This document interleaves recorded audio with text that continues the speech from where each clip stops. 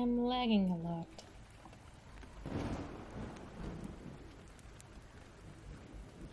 I wonder why.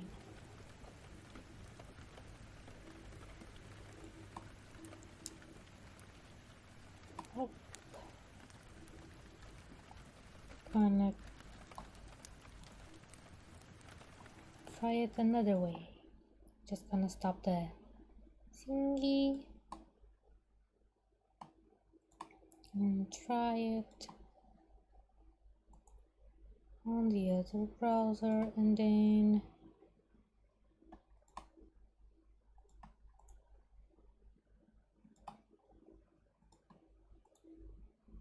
close that one. Close and close. Yes. Because for some reason I have 13 tabs on a browser, and that probably is what's making me lag.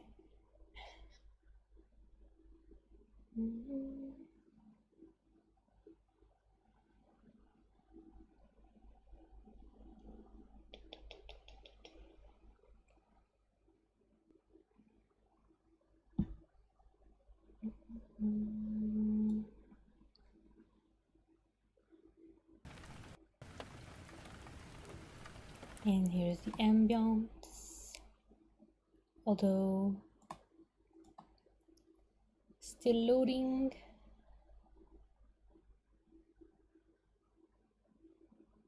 Still loading, because it's a video. Hello, Perfect Dark. Hi, hi. I'm still working stuff. Yeah. Trying to make stuff work. That's what I meant to say. Hello. How are you, by the way? Doing good? Hope so. Okay. Copy this.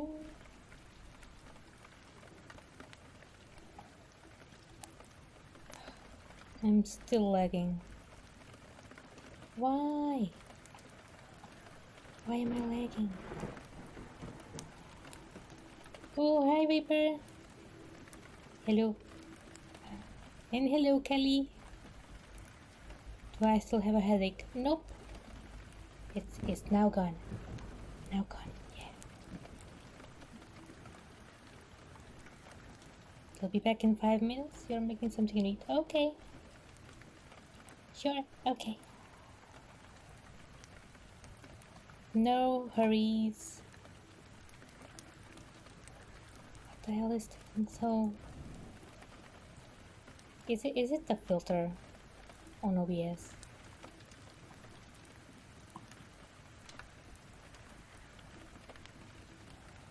Or is it the video? It could be the video. It could be the video. Yes, finally getting that reading stream. Very scuffed. But will it happen? Will it not happen? Will I bail out at the last second? No, I won't. It's just that it says it's skipping frames, and I do not want to skip frames.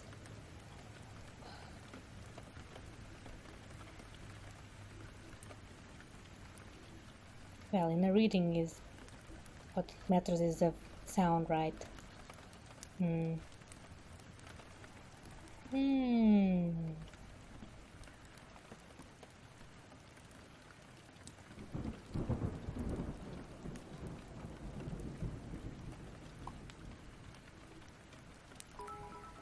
Captain Echo?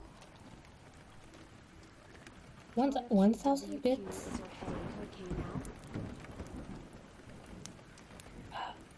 What? Neko, is it Neko-chan? Is that you? Well, thank you. Thank you so much for the 1,000 bits, and yes, my headache is okay now.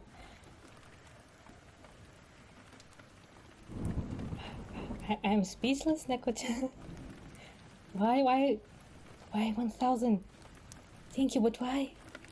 Why? And I see you change your nickname, yes. There was a G, I remember. There was a G in the middle of your nickname. I don't remember the exact nickname, but yeah, it's different. But it must be you. Yes. Again, thank you. Okay, what was I doing?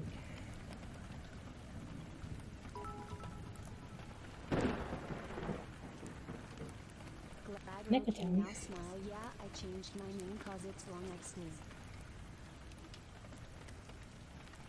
What the hell, Neko-chan? Thank you again, but... Neko... Why? I really don't know what to say now.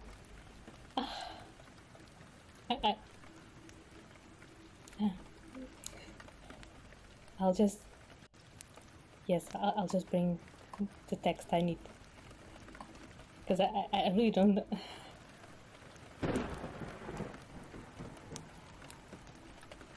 Well,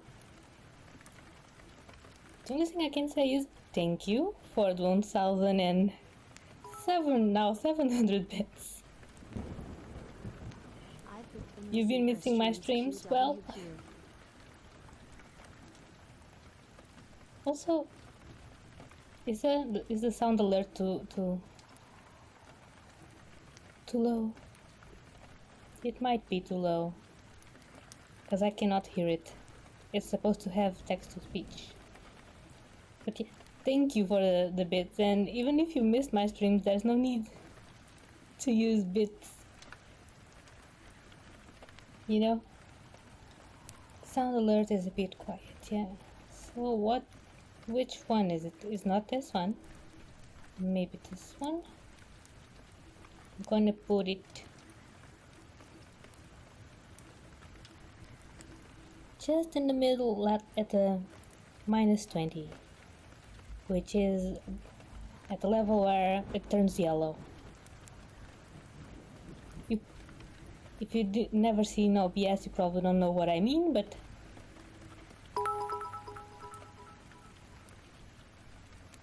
Less than 3, hope the stream goes well. thank you, Neko-chan. Thank you. Please be more careful where you use your bits, though. I feel like you're spoiling me too much. That was much easier to hear. Oh, so it's a good level then. Yes, I have TTS, yes. At least on the bits and the donations. And can you even say stuff when you sub? Because, well, I tried to enable it. Yo, you can hear the sound alert better now /o/. Yes, now I can hear you. A bit better, yes.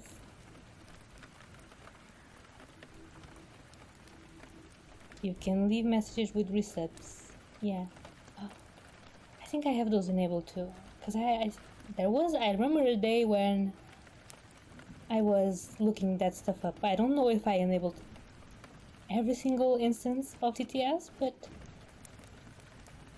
I can assure you I looked into it. Now if I enabled it or not, we'll see. Also, Neko-chan, 2000 by now, yeah? 2000 or not. Maybe one short, I don't know. Nope. So, you 1000, 1500, 7, 9, 1100 bits. Thank you. You're too kind. Although I feel for your pockets.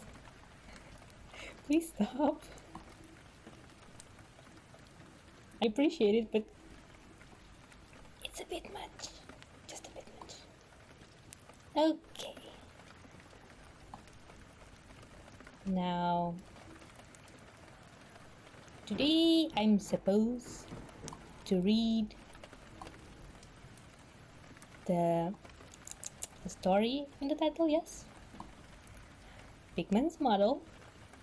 Now, I'm not really sure what it's about because I only read the first paragraph. And I have a very bad stutter, so expect a very scuffed reading. Yes, but it's short. I think it's short. Yeah, it's short.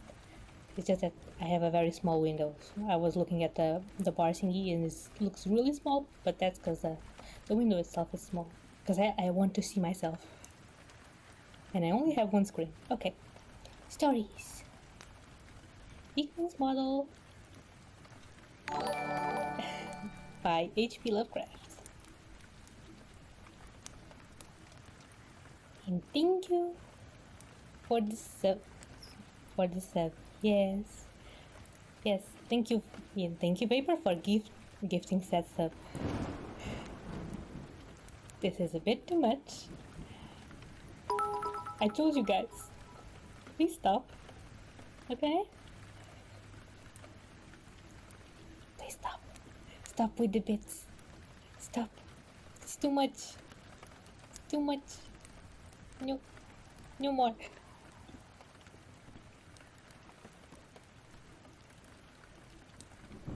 Bug Vapor. Okay. I'm gonna start reading, okay? No more bits. No spamming bits. No using up money. No. Now that I notice. Hype train? Hype train? You guys, hype train? What? It's too soon for a hype train. I don't even have many subscribers or followers. Why? No. I wasn't expecting it. No, your money. Thank you, but your money.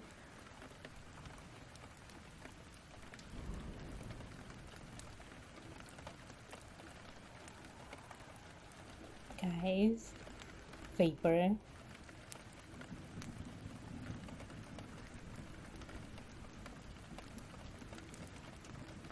What? It went to a bot. Well, thank you, Vapor, for 10 gifted subs. You guys are trying to drown me with... No.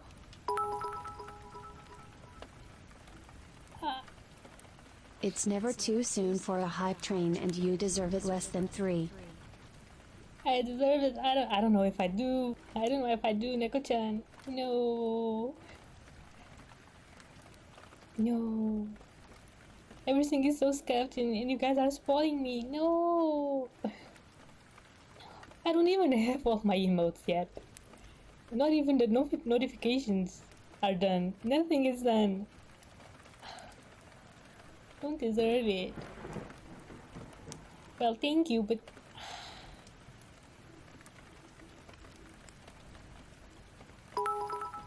SMH, you deserve it. SMH, you deserve it, I Tom. don't deserve all the loves. No. Less loves, please. Do not drown me with loves. Please don't. And hello, Diggy Dome. As you can see, chat today is bullying me with donations and resubs.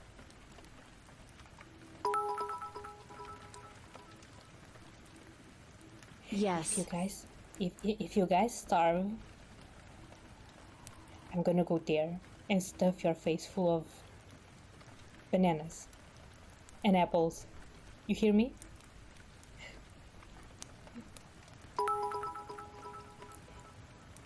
No bully, only love. No bully, only love. Well, I feel bullied by bits. Okay, someone redeemed their posture check, so yeah, I was a bit crooked. Okay. I'm now upright. Yes. Also a bit stretchy. Okay. Then. Okay. I'm gonna attempt to read the story, okay? It's a short one. Is this how you redeem? No, that's not how you redeem.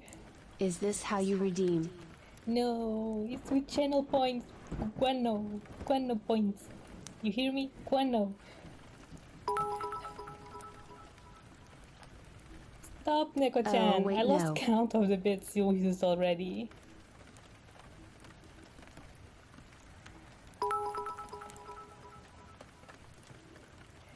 Let's go stories less than 3.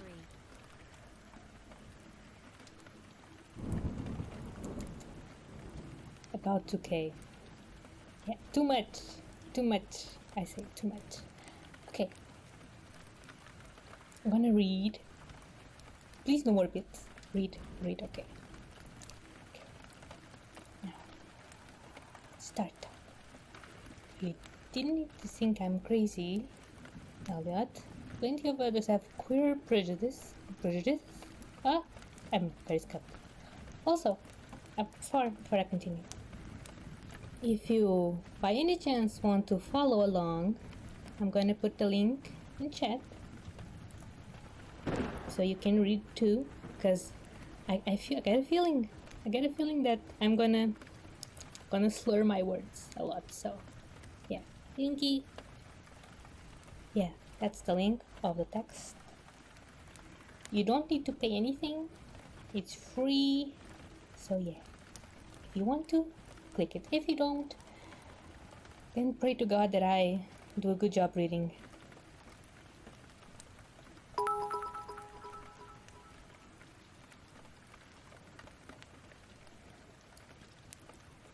Show love one, show love one, show love one, show love one, show love one, show love one, show love one, show love one, show love one, show love one, show love one, show love one, show love one, show love one, show love one, show love one, show love one.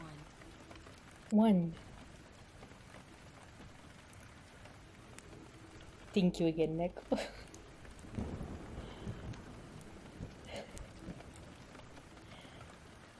Okay, Neko. Be careful with your asthma and with your money, because I don't know if you're using it very well. Lamau ha ha ha.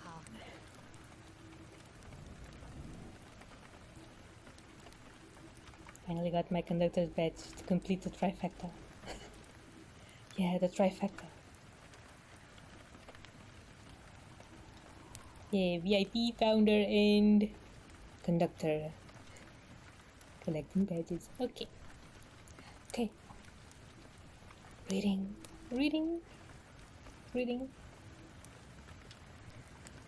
Queer bridges. I cannot read that word. Then this. Why don't you laugh at Ollivander's Oliver's grandfather, who won't ride in a motor? If you don't like that, then subway is my own business. No, if I don't like that, then subway is my own business. Business. See you, Kylla less than 3. See you, Neko. See you soon. See you around. Also, Neko, I believe I'm not mistaken, but I saw a photograph you posted on Twitter. Nice. I think it was a selfie. Yeah, a string of selfies. Nice. Yeah, nice. Yeah, but see you. Best of wishes to whatever you're doing or you wish to accomplish.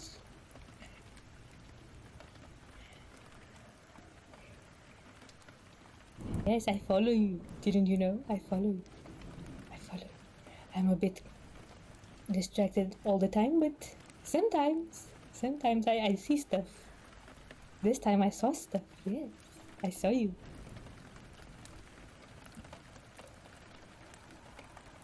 Okay, Callie. Hope it's not too serious.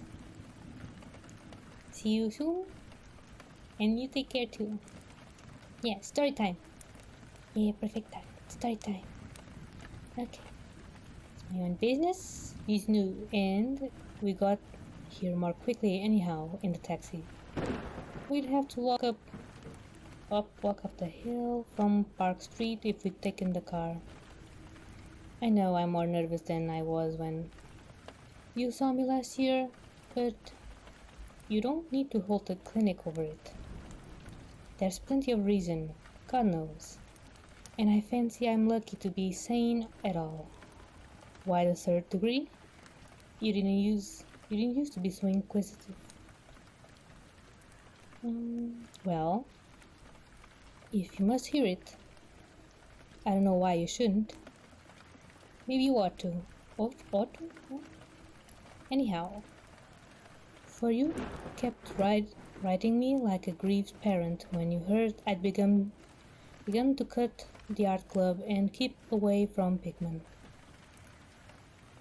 Now that he's disappeared, I go around the club once in a while, but my nerves aren't what they were. No, I don't know what's become of Pickman. And I don't like to guess.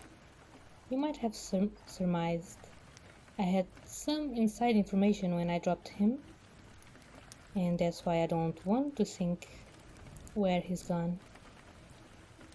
Let the police find what they can. It won't be much, judging from the fact that they don't know yet of the old North End place he hired under the name of Peters.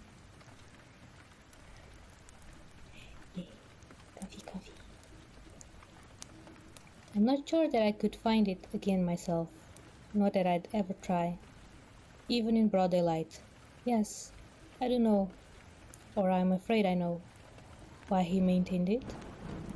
I'm coming to that, and I think you'll understand before I'm through why I don't tell the police. They would ask me to guide them, but I couldn't go back there even if I knew the way. There was something there, and now I cannot use the subway. Or, and you may as well have your laugh at this too, go down into the cellars anymore. I should think you'd have known I didn't drop Pickman for the same silly reasons that fussy old woman like Dr. Reed or Joe Minow or Bosworth did. Words are difficult. Morbid art doesn't shock me, and when a man as the genius Pickman as a genius Pickman had, I feel it an honor to know him, no matter what direction his work takes. Boston never had a greater painter than Richard Upton Pickman. I said it at first, and I say it still, and I never swerved an inch, either. When he shoot that goal feeding, that you remember was when Minot caught him, yes. You know, it takes profound art and profound insight into nature to turn out stuff like Pickman's. Any magazine cover hack can splash paint around wildly and call it a nightmare, or a witch's sabbath, or a portrait of the devil. But only a great painter can make such a thing really scare or ring true. That's because only a real artist knows the actual anatomy of the terrible, or the psychology of the fear, of fear, not the fear. The exact sort of lines and proportions that connect up with latent instincts or hereditary memories of fright, and the proper color contrasts of and lightning effects to stir the dormant sense of strangeness. I don't have to tell you why Fusilli really brings a shiver, while a cheap ghost story frontispiece merely makes us laugh. There's something those fellows catch beyond life that they're able to make us catch for a second. Doré had it, Syme has it, and Garola of Chicago has it, and Pickman had it, as no man ever had it before, or I hope to heaven ever will again. Don't ask me what it is they see. You know, in ordinary art, there's all the difference in the world between the vital, breathing things drawn from nature or models, and the artificial truck that commercial small fry reels off in a bare studio by rule. Well, I should say that the really weird artist has a kind of vision which makes models or summons up what amounts to actual scenes from the spectral world he lives in. Anyhow, he manages to turn out results that differ from the pretender's Mindspy dreams in just about the same way that the live painter's results differ from the concoctions of a correspondence school cartoonist. If I had ever seen what Pickman saw, but no, here, let's have a drink before we get any deeper. God, I wouldn't be alive if I ever seen what that man, if he was a man, saw. You recall that Pickman's forte was faces. I don't believe anybody since Goya could put so much of sheer hell into a set of features or a twisted expression. And before Goya, you have to go back to the medieval chaps who did the gargoyles and chimeras on Notre Dame and Mont Saint Michael. They believed all sorts of things, and maybe they saw all sorts of things too, for the Middle Ages had some curious faces. Yes. I remember you're asking Pickman yourself once, the year before you went away. Wherever in thunder he got such ideas and visions. Wasn't that nasty laugh he gave you?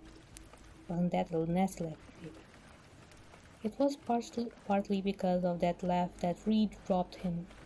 Reed, you know, had just taken up comparative pathology and was full of pompous inside stuff about biological and evolutionary significance of this and that mental or physical symptom.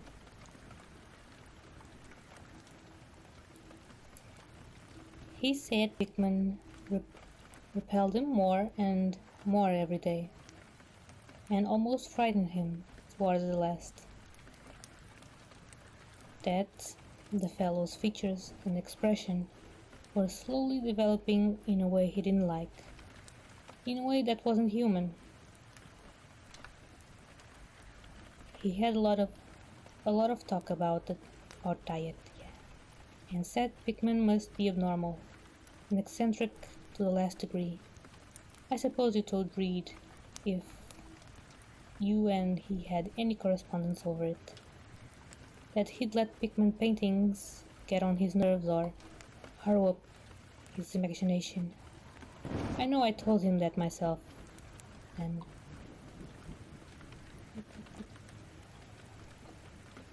but keep in mind that I didn't drop Pickman for anything like this. On the contrary, My admiration for him kept growing for that. Golf feeding. Golf feeding. I have trouble with that word. Golf feeding was a tremendous achievement. As you know, the club wouldn't exhibit it, and the Museum of Fine Arts wouldn't accept it as a gift. And I can add that nobody would buy it, so Pickman had it right in his house till he went. Now his father has it in Salem. You know Pickman comes from old Salem stock, and had a witch ancestor hanged in 1692. I got into the habit of calling on Pickman quite often, especially after I began making notes for a monograph on weird art. But probably it was his work which put the idea into my head. And anyhow, I found him a mine of data and suggestions when I came to develop it. He showed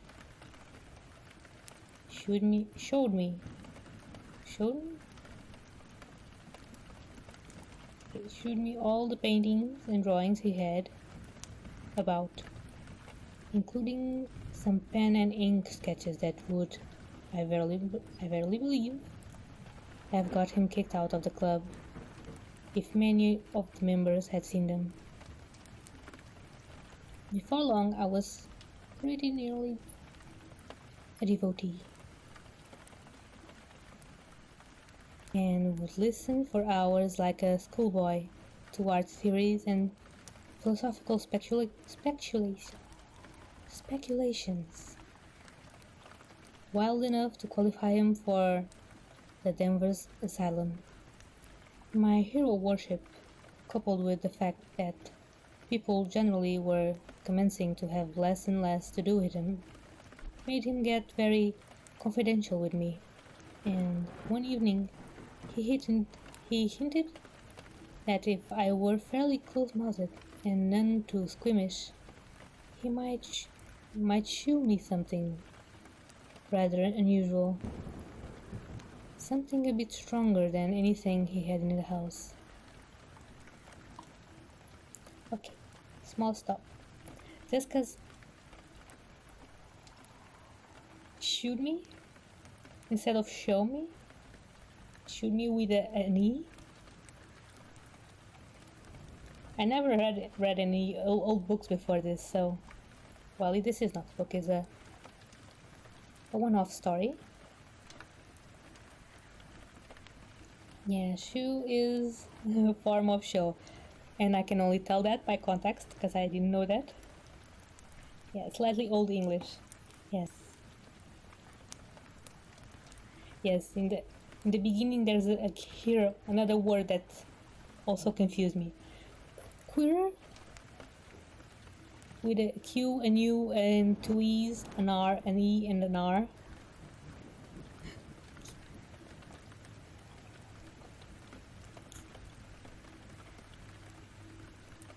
Is it said like queer but queerer? I'm not sure. The word is similar.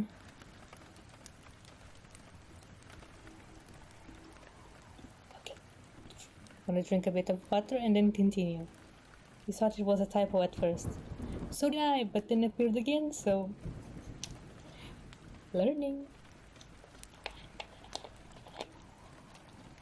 What word? Queerer. It's a Q. Is that how you say the letter Q? Q, and U, and E-R. Queer. Strange.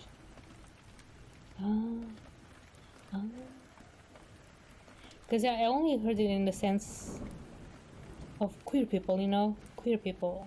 I only heard it like that, never on strange, with a strange meaning behind it, or something like that. You're learning English? So am I.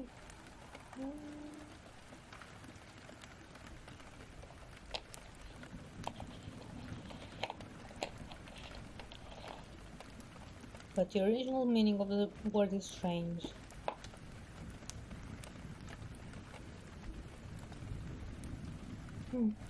I didn't know that. Thank you, Vapor Sensei. I'm glad you're here to teach me. Yes. Without you, I would be left clueless. So thank you. It's like how the original meaning of gay is happy. That I knew. But I didn't know about queer, didn't know that. And there's this famous meme of Batman saying something, asking you if you are gay or if you feel gay or something like that. I don't know. But it's an old comic. And people were like, what? Batman said this? What? Yeah, it's funny how the words change meaning with the passage of time.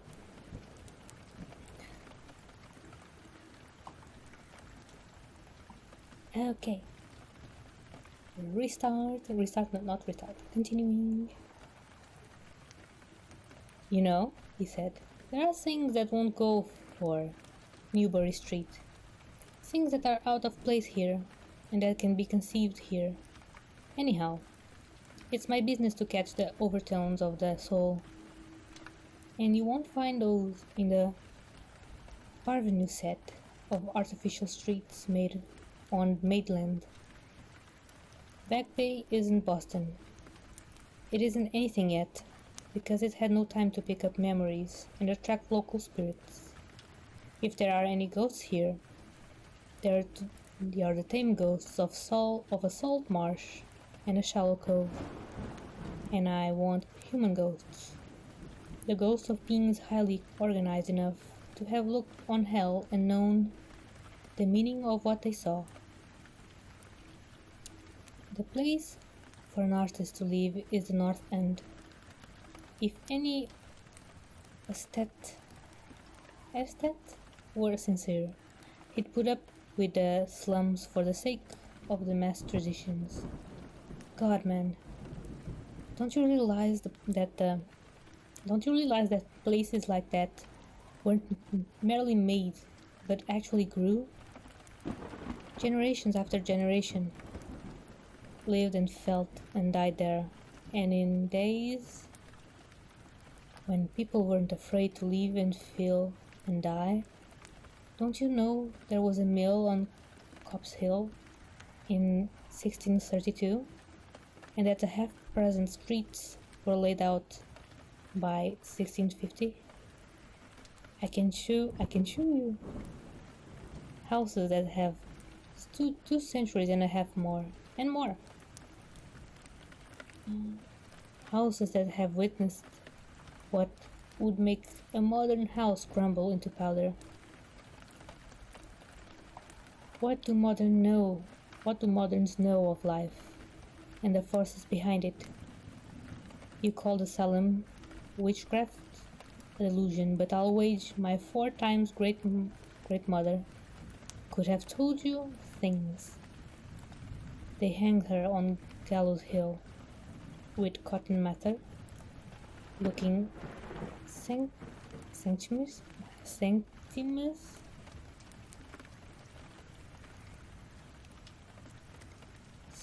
I don't know how to say this. I'm gonna skip it. Mother, damn him, he was afraid might succeed in kicking free of his accursed cage of monotony. I wish someone had laid a spell on him or sucked his blood in the night. I can show you a house he lived in. I can show you another one he was afraid to enter in spite of all his fine bold talk. He knew things he didn't dare put in that stupid magnalia or that puerile wonders of the invisible world. Look here. Do you know the whole North End had once had a set of tunnels that kept certain people in touch with each other's houses, and the burying ground and the sea. Let them prosecute and prosecute above ground. Things went on every day that they couldn't reach, and voices left at night that they couldn't place. Why men? Why men? Out of 10 surviving houses built before the 1700s and not moved since, I'll wager that in 8 I can show you something queer in the cellar. There's hardly a month.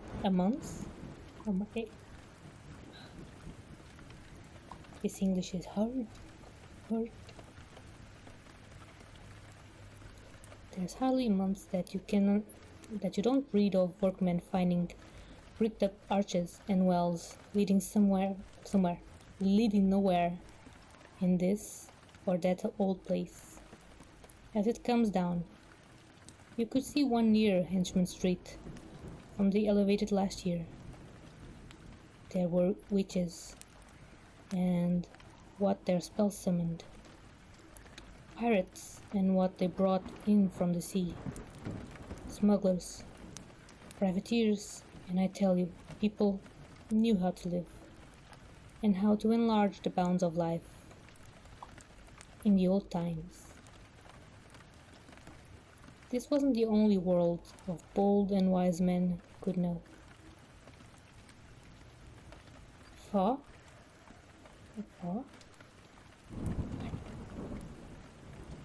and think of today in contrast,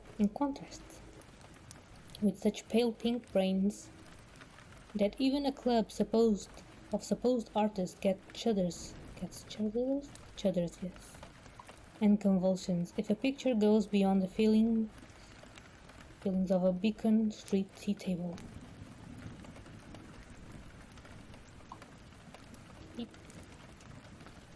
The only saving grace of the present is that it's too damned stupid to question the past very closely.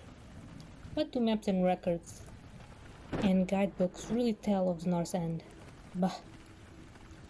At a guess, I'll guarantee to lead you to 30 or 40 alleys and networks of alleys north of Prince Street, yes, that aren't suspected by 10 living beings outside of the foreigners that swarm them. And what do the ghouls know of their meaning? No. Somewhere these ancient places are dreaming gorgeously and overflowing with wonder and terror and escapees from the commonplace. And yet, there's not a living soul to understand or profit by them. Or rather, there's only one living soul. For I haven't been digging around in the past for nothing. See here? We are interested in this sort of thing. What if I told you that I've gotten another studio up there where I can catch the night spirits of antique horror and paint things that I couldn't even think of in Newbury Street? Naturally, I don't tell those cursed old maids at the club. We'd read, damn him, whispering even as it is that I'm a sort of monster bound down the toboggan of reverse evolution.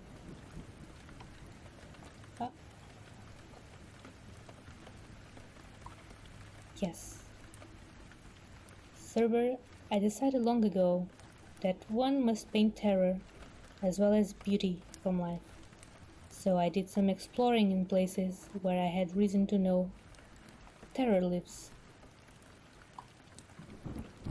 I've got a place that I don't believe 3 living Nordic men besides myself have ever seen. It isn't so very far from the elevated as distance goes, but it's centuries away as the soul goes. I took it because of the queer old brick well in the cellar, one of the sort I told you about. The shack's almost tumbling down, so that nobody else would live there, and I'd hate to tell you how little I pay for it. The windows are boarded up, but I like that all the better, since I don't want the daylight for what I do. I paint in the cellar, where the inspiration is sickest, but I've other rooms furnished on the ground floor. A Sicilian owns it, and I've hired it under the name of Peters. Now, if you're game, I'll take you there tonight. I think you'd enjoy the pictures, for as I said, I've let myself go a bit there. Yes. It's no vast tour. I sometimes do it on foot, for I don't want to attract attention with a taxi in such a place. We can take the shuttle at the South Station or Battery Street, and after that, the walk isn't much. Well, Elliot, there wasn't much for me to do after that harangue. But to keep myself from running instead of walking for the first vacant cab we could sight, we changed to the elevated at the South Station, and at about 12 o'clock had climbed down the steps at Bakery Street. Battery.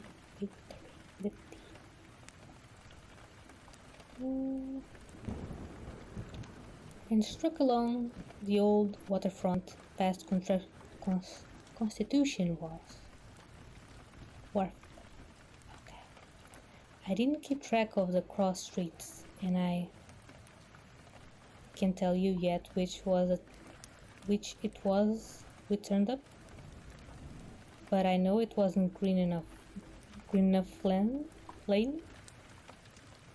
When we did turn, it was to climb through the desert length of the oldest and dirtiest alley I ever saw in my life, with crumbling-looking gables, broken small-pane windows, and archaic chimneys that stood out half disintegrated against the moonlight sky. I don't believe there were 3 houses in sight that hadn't been standing in Cotton Mather's time. Certainly I glimpsed at least 2 with an overhang, and once I thought I saw a peaked roofline of the almost forgotten pre-Gambrel type. Though antiquarians tell us there are none left in Boston. From that alley which had a dim light, we turned to the left into an equally silent and still narrower alley with no light at all, and in a minute made what I think was an obtuse angled bend towards the right in the dark.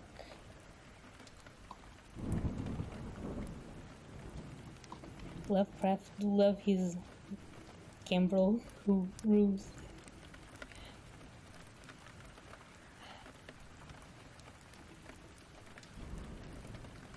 I'm slurring my words so much.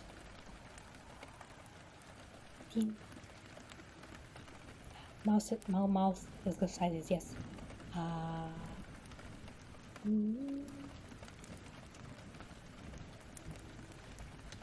Okay. Next sentence. Not long after Pickman produced a flashlight and revealed an antediluvian 10-paneled door that looked dimly worm-eaten. Unlocking it, he ushered me into a barren hallway with what was once splendid dark oak paneling. Simple, of course, but thrillingly suggestive of the times of Andrews and Phipps and the witchcraft. Then he took me through a door on the left, lighted an oil lamp, and told me to make myself at home. Now, Elliot, I'm what the man in the street would call fairly hard-boiled. But I'll confess that what I saw on the walls of that room gave me a bad turn. They were his pictures, the ones he couldn't paint or even show in Newbury Street. And he was right when he said he had let himself go. Here, have another drink. I need one anyhow.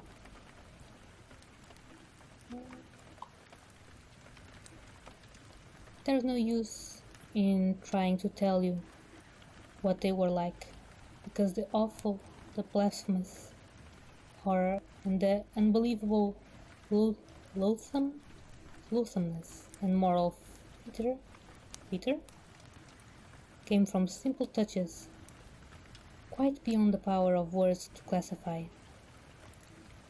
There was none of the exotic technique you see in Sydney Sime, none of the trans-Saturnian landscapes and lunar fungi that Clark Aston Smith uses to freeze the blood. The backgrounds were mostly old churchyards, deep woods, cliffs by the sea, brick tunnels, ancient paneled rooms, or simple vaults of masonry. Copp's Hill burying ground, which could not be many blocks away from this house, was a favorite scene. The madness and monstrosity lay in the figures in the foreground, for Pickman's morbid art was permanently one of demonic portraiture. I cannot say that. Portraiture. These figures were seldom completely human, but often approached humanity in varying degree. Most of the bodies, while roughly bipedal, had a forward slumping and a vaguely canine cast. The texture of the majority was a kind of unpleasant rubberness. Ugh, I can see them now. Their occupations, well, don't ask me to be too precise. They were usually feeding. I won't say on what. They were sometimes showed in groups in cemeteries or underground passages, and often appeared to be in battle over their prey, or rather, their treasure trove.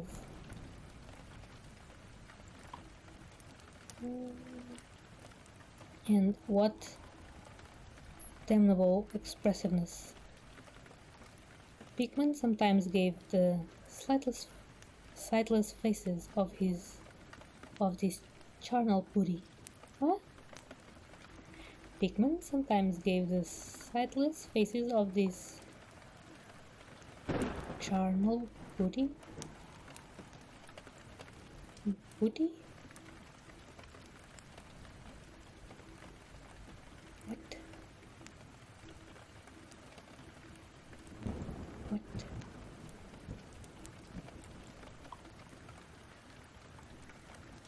I don't understand. Moving on. Occasionally, the scenes were shown leaping through the open windows at night, or squatting on the chests of sleepers, whirring at their throats. One canvas showed a ring of them baying about a hanged witch on Gallows Hill, whose dead face held a close kinship to theirs.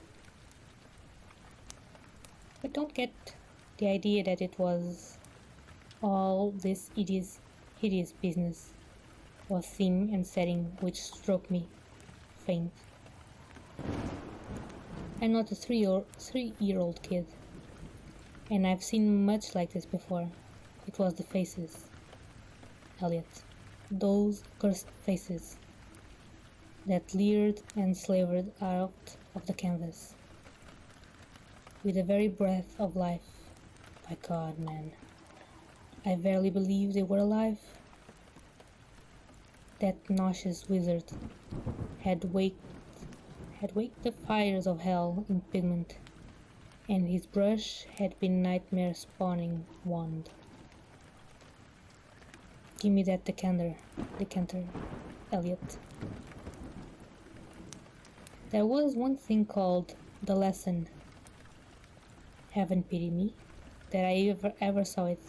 Listen, can you fancy a squatting circle of nameless dog-like things in a churchyard teaching a small child how to feed like themselves?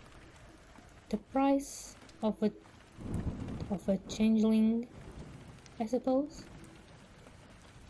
You know the old myth about how the weird people leave their spawn in cradles in exchange for human babies they steal.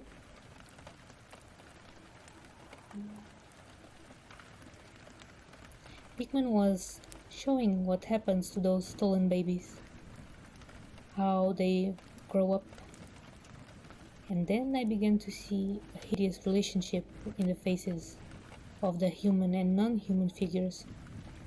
He was, in all his gradations of morbidity, between the frankly non-human and the degradedly human, establishing a sardonic linkage and evolution. The dog things were developed from mortals, so the dog things were once people, you know. All this description makes me curious. I want to see it. I wish I could see it. Seems like all those fun paintings you see at church. The ones about hell. Yes. Okay. Moving on. And what?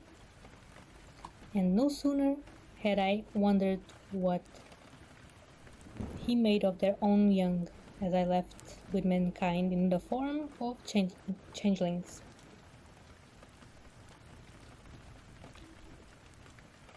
Seems less fun here? Well, dark I believed in that when those paintings in church, that the old ones, were made, I think people were afraid of the depictions. Yes. So maybe we are just more used to seeing weird stuff. Maybe it takes more to traumatize a human in the 21st century. I'm probably right. Well, I think I am. I don't know if I am. We cannot try it. I wish we could, I wish we could, make the experiment. No, these stories are great.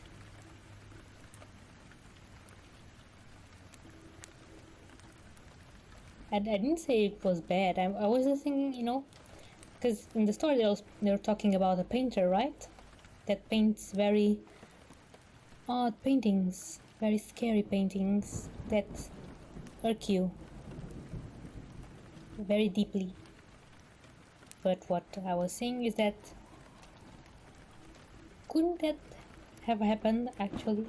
I mean the irkiness, the level of irkiness could have happened. For example, with those weird paintings of hell that are sometimes found in churches. Yes, maybe. You're enjoying this with your dinner? I'm glad you like it. I don't know if I'm doing a very good job reading, because I have some trouble with some words, and this is ancient English. Ancient. Well, ancient to me, but old English, a bit older. So it's kind of hard to read. I should probably zoom in. Zoom, yes. Zoom. Changelings, okay. Oh, you two are having dinner right now. Bon appetit. Okay, gonna continue. Bon appetit. And yes, continue. Okay. I'm gonna read from the beginning of this paragraph. Yes. And no sooner had I wondered what he made of their own young as left with mankind in the form of changelings, then my eye caught a picture embodying that very thought. It was that of an ancient Puritan interior, a heavily beamed room with lattice windows and in windows, a settle, and a clumsy 17th century furniture, with the family sitting about while the father read from the scriptures. Every face but one showed nobility and reverence, but that one reflected the mockery of the pit. It was that of a young man in years, and no doubt belonged to a supposed son of that pious father, but in essence it was the kin of the unclean things. It was their changeling, and in a spirit of supreme irony, Pickman had given the features a very perceptible resemblance to his own. Ooh. By this time, Pickman had lightened a lamp in an adjoining room and was politely holding open the door for me, asking me if I would care to see his modern studies. I hadn't been able to give him much of my opinions. I was too speechless with fright and loathing, but I think he fully understood and felt highly complimented. And now I want to assure you again, Elliot, that I'm no mollycoddle to scream at anything which shows a bit of departure from the usual.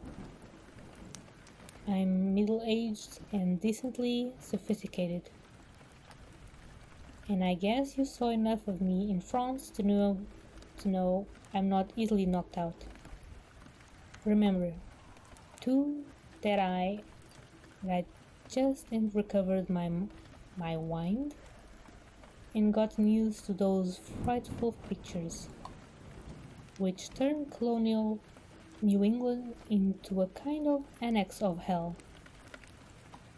Well, in spite of all of this, the next room forced a real scream out of me, and I had to clutch at the doorway to keep me from kneeling over.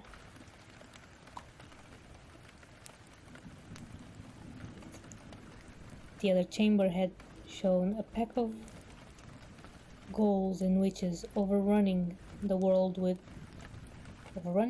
of our forefathers, but this one brought the horror right into our own daily life. God, how that man could paint. there was a study called Subway Accident, in which a flock of the vile things were clambering up from some unknown catacomb, through a crack in the floor of the Boylston Street subway, and attacking a crowd of people on the platform. Another showed a dance on Copp's Hill among the tombs with a background of today. Then there were any number of cellar views with monsters creeping in through holes and rifts in the masonry and grinding as they squatted behind barrels or furnaces and waited for their first victim to descend the stairs.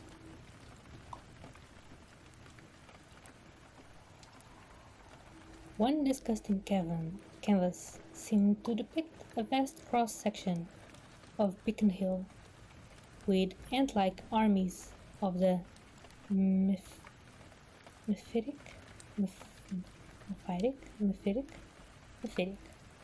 monsters, squeezing themselves through burrows that honeycombed the ground. Dances in the modern cemeteries were freely pictured, and another conception somehow shocked me more than all the rest. A scene in an unknown vault, where scores of the beasts crowded about, one who held a well-known Boston guidebook and was evidently reading aloud. All were pointing to a certain passage, and every face seemed so distorted with epileptic and reverberant laughter that I almost thought I heard the fiendish echoes. The title of the picture was Holmes, Lowell, and Longfellow lie buried in Mount Auburn.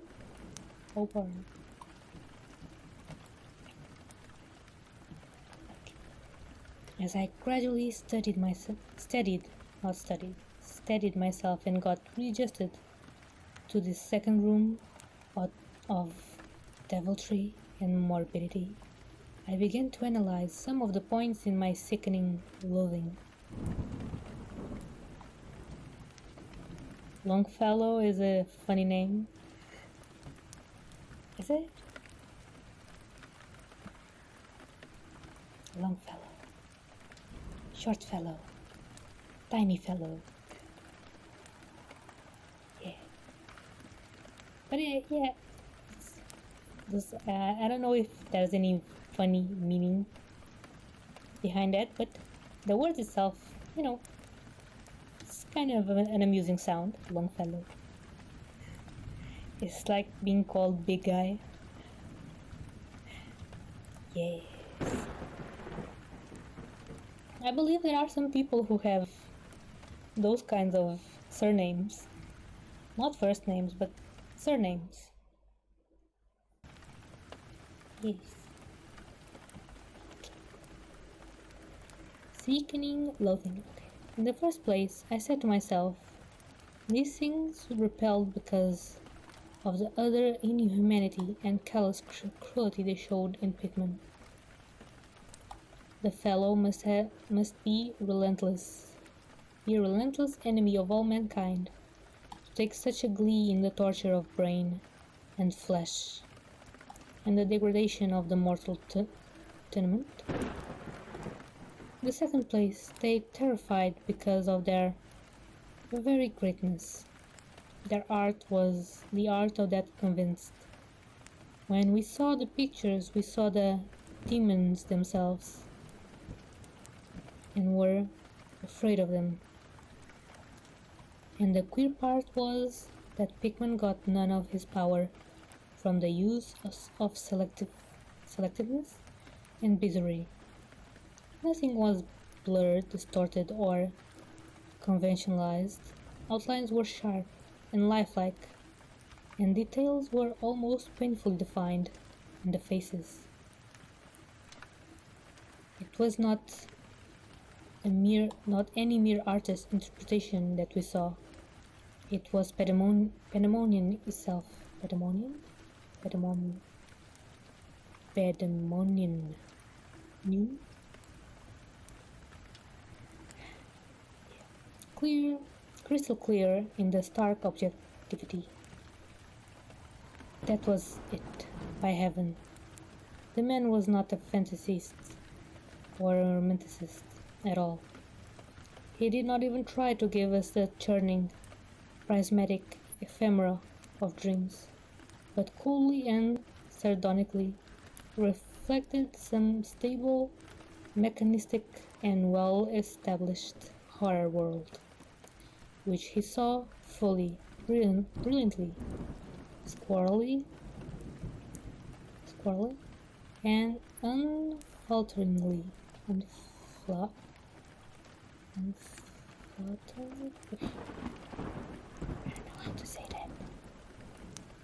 God knows what the world can have been, or where he ever glimpsed the blasphemous shapes that loped and trotted and crawled through it. But wherever the baffling source of his images, one thing was plain. Pickman was in every sense, in conception and in execution, a thorough, painstaking, and almost scientific realist. My host was now leading the way down cellar to his actual studio, and I braced myself for some hellish effects among the unfinished canvases.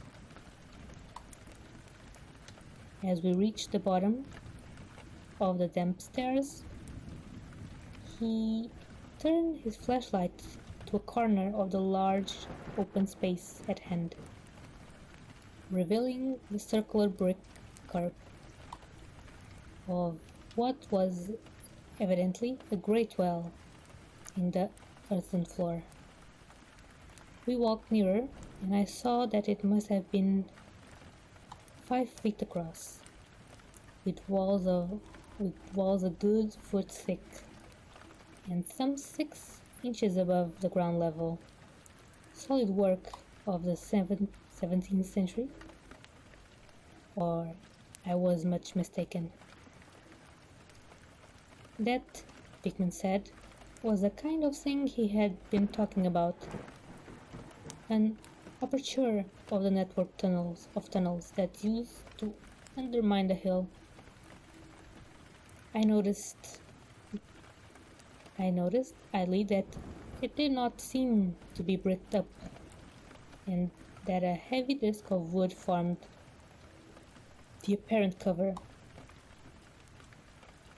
Thinking of the things this well must have been connected with, if Pickman's wild hints had not been mere rhetoric, I shivered slightly, then turned to follow him up a step, and through a narrow door into a room of fair size, provided with a wooden floor and furnished as a studio. An acetylene gas outfit gave the light necessary for work.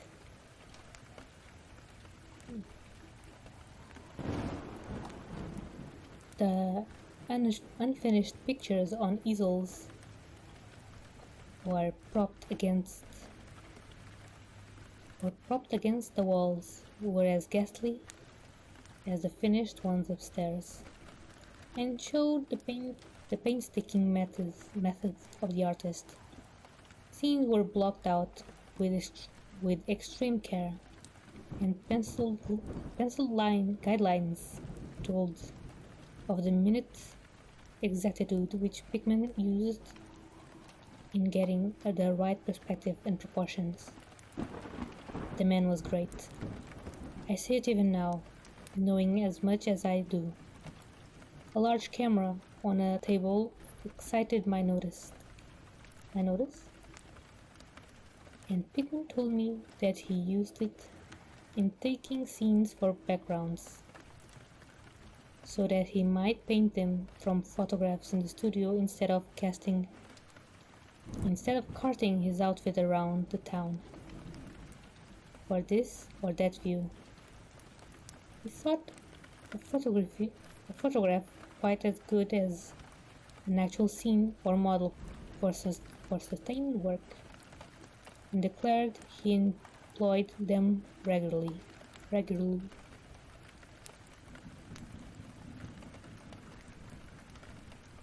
You know, I just learned that you could call outfit to an installation. Yes, an art installation, let's say. No, a set of tools in this case, I think. Yes, learning. Because to me, an outfit would only be clothes. Nope, can be more than that. Slightly dated but valid English. Yes. I know.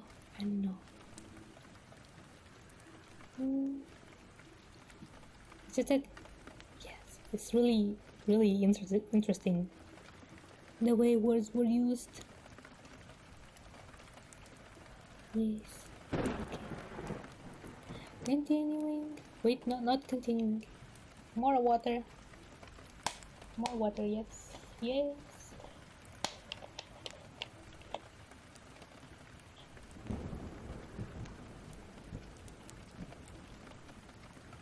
We bought the Lord of the Rings in English. We're going to have fun with the Old English. Well, yeah, they do speak in a quite old-fashioned Lord of the Rings, right? It's not super old story, but the way they speak is old.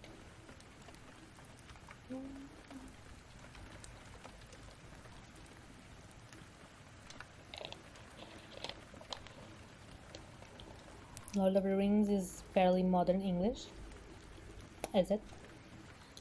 By the way, it's been a while since I watched the movies, and I didn't read the books, but even if I read the books, it probably would have been in Portuguese, so probably not valid to this conversation. Conversation, yes. But I believe it's the stories in the Middle Ages of that thingy, that world. So that's why I think the English would be of an older English type. Yeah.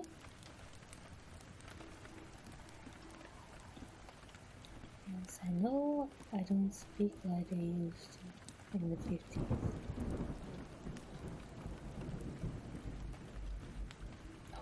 I know, but I know I don't speak like I used to in the 50s. Yeah, yes. You know, sometimes I speak with my grandma, and she says things in such a weird way.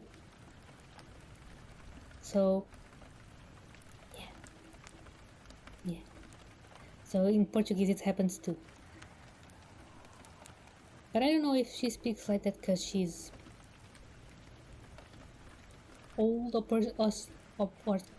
because her mind is going away, you know. I don't know how to say that.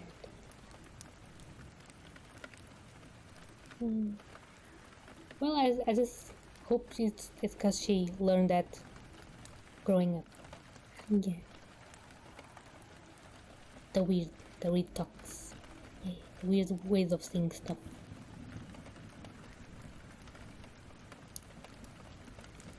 Okay. Reading. There was something very disturbing about the nauseous sketches and half-finished monstrosities that leered around from every side of the room, and when Pickman suddenly unveiled a huge canvas on the side away from the light, I could not for my life keep back a loud scream. The second I had emitted that night, it echoed and echoed through the dim vaultings of that ancient and nitrous cellar, and I had to choke back a flood of reaction that threatened to burst out as hysterical laughter. Yes, merciful Creator, Elliot. But I don't know how much was real and how much was feverish, fancy. Doesn't seem to me that Earth can hold a dream like that. It was a colossal and nameless blasphemy, with glaring red eyes, and it held in bony claws a thing that had been a man, gnawing at its head as a child nibbles at a stick of candy. Its position was a kind of crouch, and as one looked, one felt that at any moment it might drop its present prey and seek a juicier morsel. But damn it all, it wasn't even the fiendish subject that made it such an immortal fountain head of all panic. Not that, nor the dog face with its pointed ears, bloodshot eyes, flat nose, and drooling lips. It wasn't the scaly claws, nor the mold-caked body, nor the half-hoofed feet. None of these. Though any one of them might well have driven an excitable man to madness. It was the technique, Elliot. The cursed, the impious, the unnatural technique. As I am a living being, I never elsewhere saw the actual breath of life so fused into a canvas. The monster was there. It glared, and gnawed, and glared. And I knew that only a suspension of nature's laws could ever let a man paint a thing like that, without a model, without some glimpse of the nether world, which no mortal unsold to the fiend has ever had. Pinned with a thumbtack to a vacant part of the canvas was a piece of paper now badly curled up. Probably, I thought, a photograph from which Pickman meant to paint a background as hideous as the nightmare it was to enhance. I reached out to uncurl and look at it, when suddenly I saw Pickman start as if shot. He had been listening with peculiar intensity ever since my shocked scream had waked unaccustomed echoes in the dark cellar, and now he seemed struck with a fright which, though not comparable to my own, had in it more of the physical than of the spiritual. He drew a revolver and motioned me to silence, then stepped out into the main cellar and closed the door behind him. I think I was paralyzed for an instant, imitating Pickman's listening. I fancied I heard a scurrying sound somewhere, and a series of squeals or bleats in a direction I couldn't determine. I thought of huge rats and shuddered. Then there came a subdued sort of clatter, which somehow set me all in gooseflesh.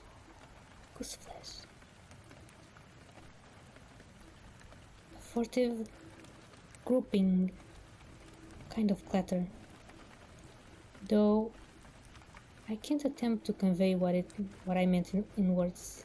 It was like heavy wood falling on stone or brick, wood on brick. What did that make me think of? It came again, and louder. There was a vibration, as if the wood had fallen further than it had fallen before. After that followed a sharp grating noise, a shouted gibberish from Pickman, and the deafening discharge of all 6 chambers of a revolver, fired spectacularly, as a lion tamer might fire in the air for effect. A muffled squeal or squawk and a thud. Then more wood and brick grating, a pause, and the opening of the door, at which, I'll confess, I started violently. Pickman reappeared with his smoking weapon, cursing the bloated rats that infested the ancient well. "The deuce knows what they eat, Cerber," he grinned, "for those archaic tunnels touched graveyard and witch den and seacoast. But whatever it is, they must have run short, for they were devilish anxious to get out. Your yelling stirred them up, I fancy. Better be cautious in these old places. Our rodent friends are the one drawback, though. I sometimes think they're a positive asset by way of atmosphere and color." Well, Elliot, that was the end of the night's adventure. Pickman had promised to show me the place, and heaven knows he had done it. He led me out of the tangle of alleys in another direction. It seems, for when we sighted a lamp post, we were in a half-familiar street, with monotonous rows of mingled tenement blocks and old houses. Charter Street it turned out to be. But I was too flustered to notice just where we hit it. Where we hit it? Hit. We were too late for the elevated, and walked back downtown through Hanover Street. I remember that walk. We switched from Tremont up Beacon, and Pickman left me at the corner of Joy, where I turned off.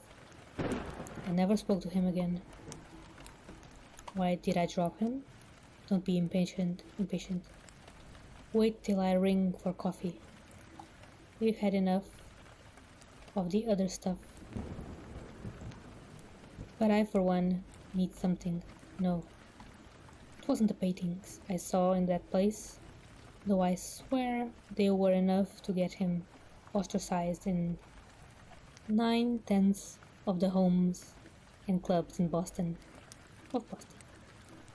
And I guess you won't wonder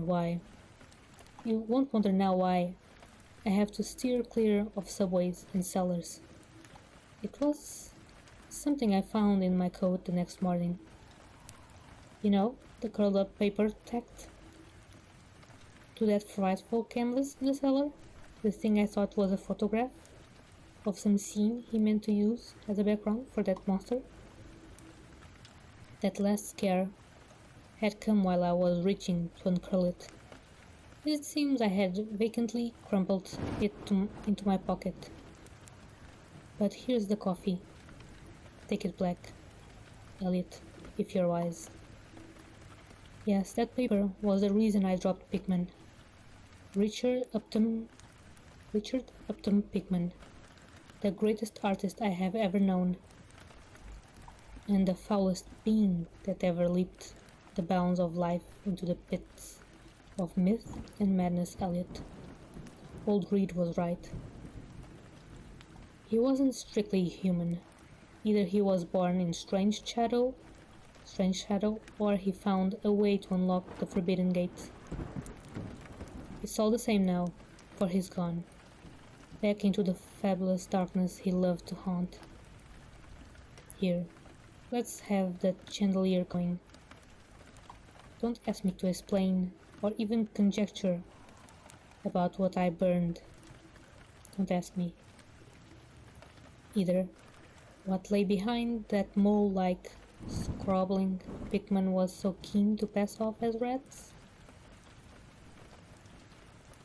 There are secrets, you know, which might have come down from old Salem times and cotton mather. And cotton mather tells even stranger things. You know how them like lifelike Pickman's paintings were. How we all wondered where he got those faces. Well, that paper wasn't a photograph of any background after all. What it showed was simply the monstrous being he was painting on that awful canvas. It was the model he was using, and its background was merely the wall of the cellar studio, in minute detail. But by God, Elliot, it was a photograph from life. Oh.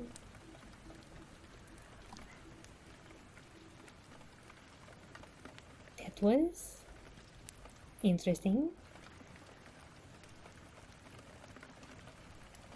Okay, I want to see the photo. I want to see the photo. I want to see the photo. I want to see the photo. Too bad there's no more. Finished and yay! 1 hour and a half. Nice. So, what should I do now? Should I read another one? The end. Should I play Amnesia? Should I? You decide.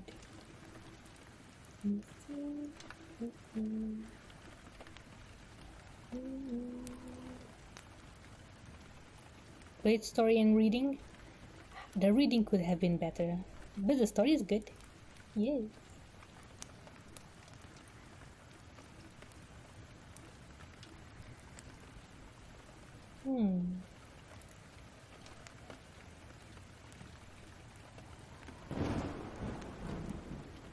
First, went a little longer than I had expected. Thanks for the story, Kylla. Yes. Also, thank you for the suggestion, Vapor, because this story was a suggestion by you. Yes, thank you. It was interesting, even though sometimes I didn't understand what I was reading. But yeah, I understood the story, so good enough. Good enough.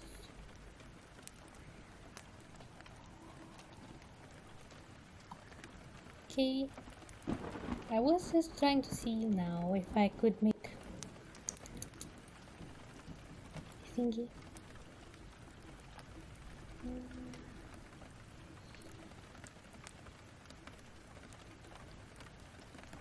The Cats of Ulthar?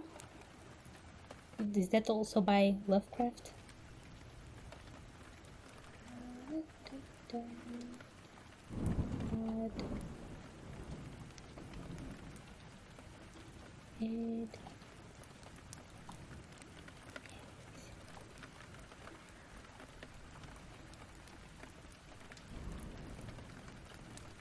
Okay,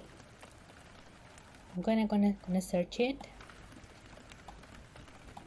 Bing.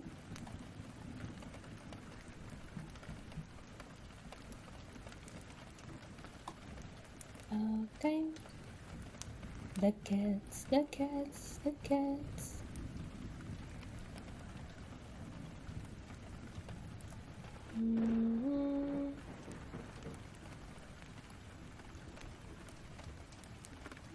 Action.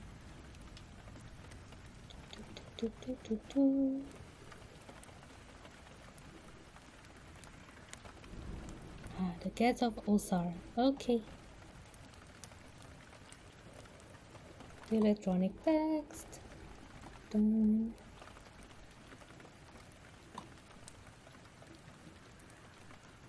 Okay, everyone. We have to go now. Aww. But it was a great story time.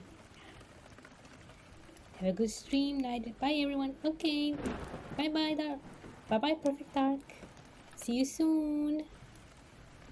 Yeah, see you soon. Also, for those who stay, I'm going to put the link of this story on chat. Yes.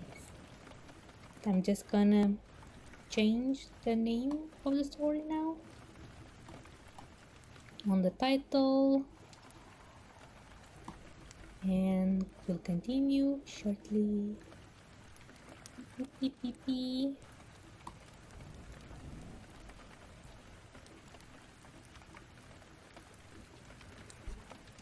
There. Dun dun. Okay. Gonna do a small stretch to the right, to the left.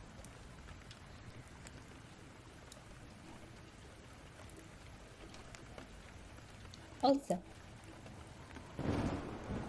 while we're still taking a small break, do you guys like this scene? Yes? I think it turned out nicely. I think the thing that ties it out really well together is the stream effects thingy. Yep, the thing. Because if I move, oh, where is it? Did I? Ah, yes. See?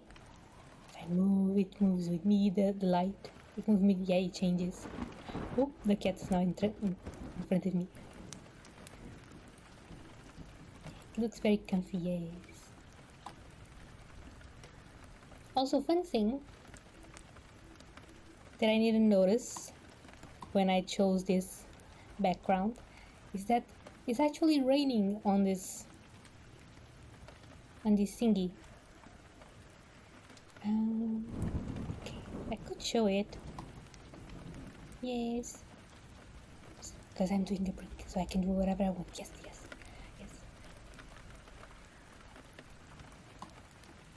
Now, how did I call this? Fireplace, yes. Okay, so I'm mistaken. No, not mistaken. Wait. Well. Cannot do this. Yes, remove this one.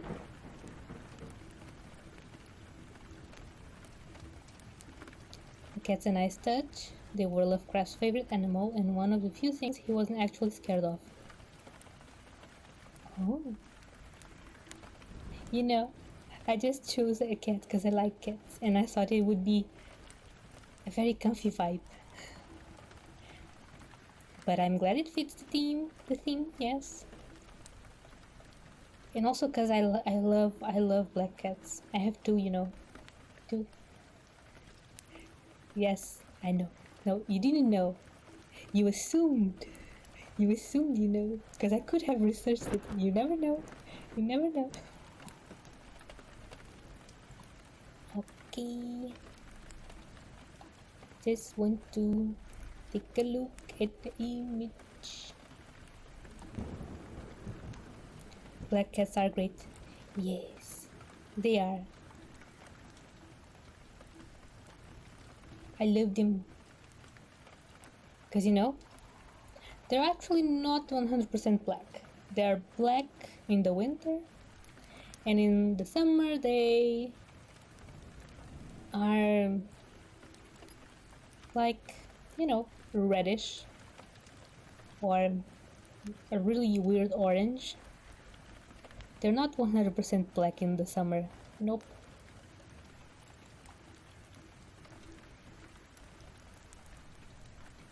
Where did I put it? Oh no.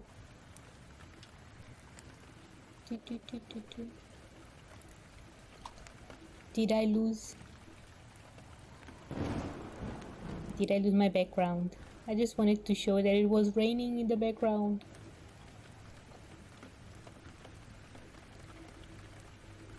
Poop. Oh, it's here. Found it.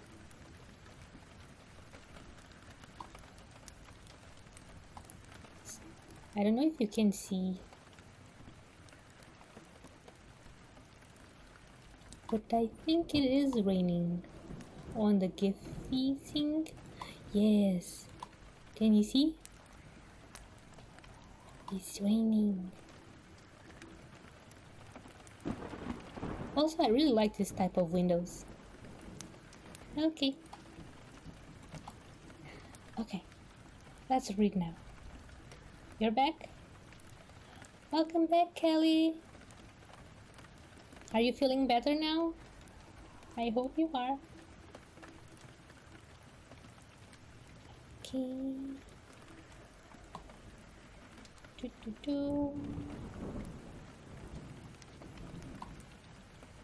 You think so? Well, I think you should be sure. A bit stressed, but fine. Again, I hope it wasn't something really serious. Or bad. I hope it wasn't something bad.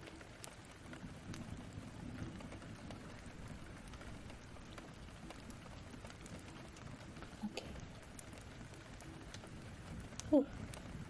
It is said that in Ulthar, which lies beyond the river sky, no man may kill a cat. And this I can verily believe as I gaze upon him, who sitteth purring before the fire.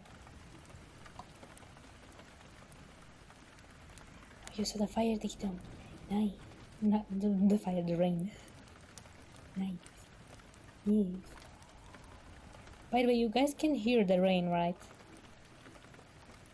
I didn't ask, I should have. Can you hear the rain fine?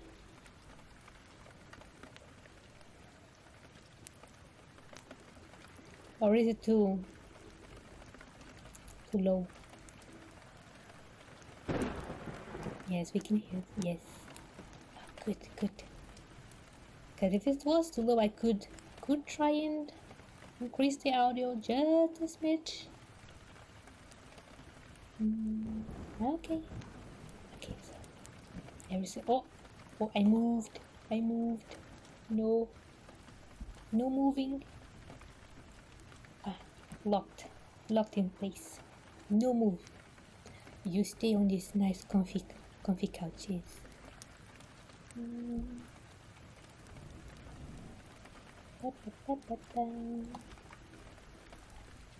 For the cat, a cryptic, and close to strange things which men cannot see. He is the soul of antique Egyptus. So this is how they write Egypt. Okay, Egyptus. And bearer of tales from forgotten cities, in Meroe and Ophir. He is the king of the jungle's lords, and heir to the secrets of hoary and sinister Africa. The Sphinx is his cousin, and he speaks her language, but he is more ancient than the Sphinx, and remembers that which she hath forgotten. In Ulthar, before ever the Burgesses forbade the killing of cats, there dwelt an old cotter and his wife, who delighted to trap and slay the cats of their neighbors. Why they did this, I know not, save that many hate the voice of the cat in the night, and take it ill that cats should run stealthily about yards and gardens at twilight. But whatever the reason, this old man and woman took pleasure in trapping and slaying every cat which came near their hovel. and from some of the sounds heard after dark, many villagers fancied that the manner of slaying was extremely peculiar.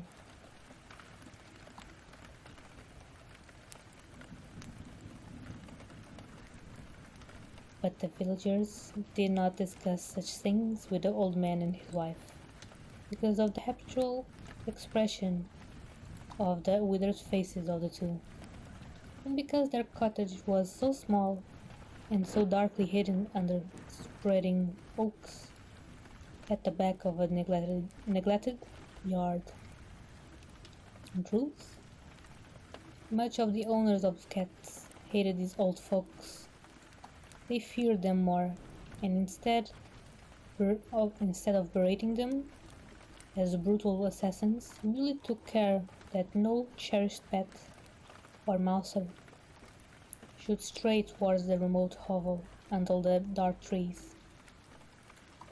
When through some unavoidable oversight a cat was missed, and sounds heard after dark, the loser would lament impotently, or console himself by thanking fate that it was not one of his children who had thus vanished. For the people of Ulthar were simple and knew not whence it is all cats first came. You know? You know.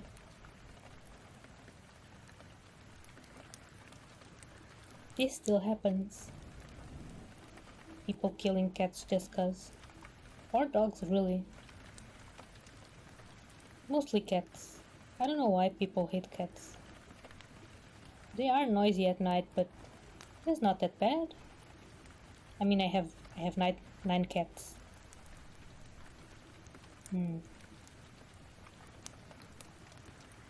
have 9 cats. They fight, they meow, and they knock stuff in the backyard.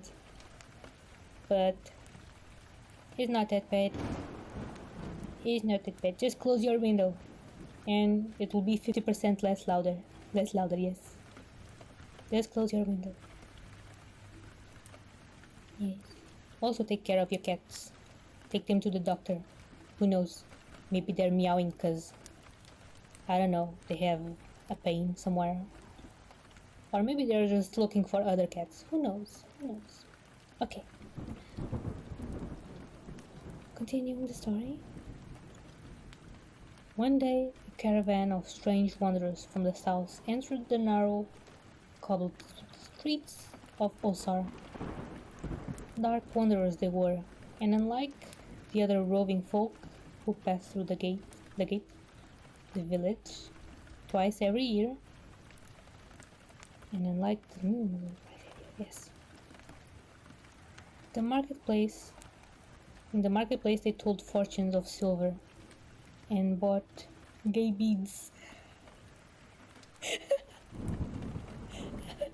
Gay beads. No. Gay beads from the merchants. Oh God, that was unexpected.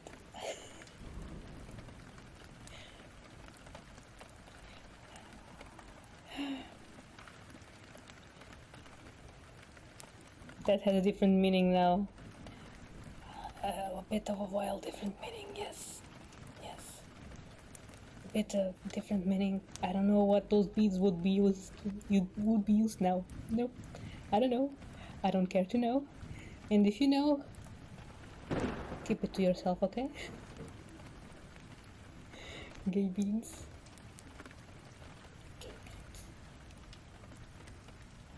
Oh, now I lost myself. Wait, no merchants. What was the land of these wanderers none could tell, but it was seen that they were given to strange prayers, and that they had painted on the sides of their wagons strange figures with human bodies and the heads of cats, hawks, rams, and lions.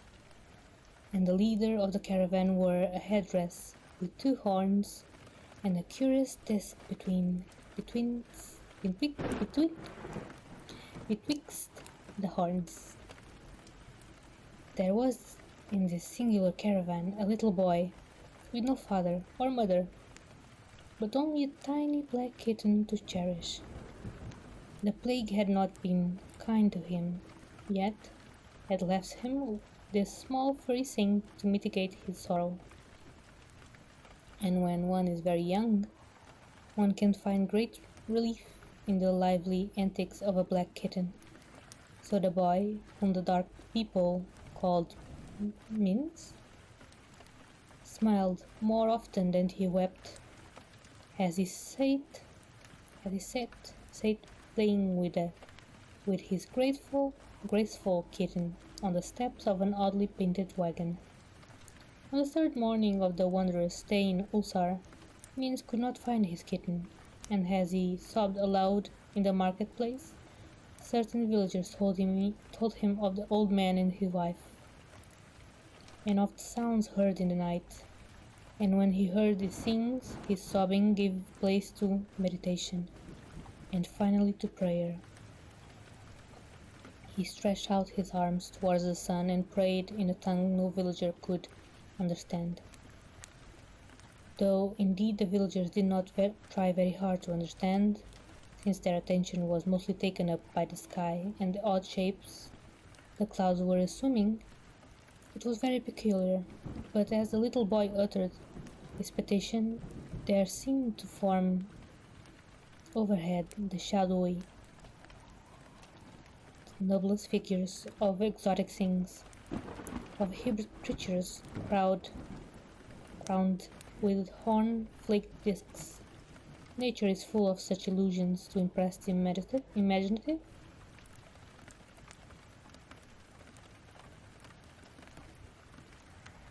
That night the wanderers left Ulthar and were never seen again, and the householders were troubled when they noticed that in all the village there was not a cat to be found.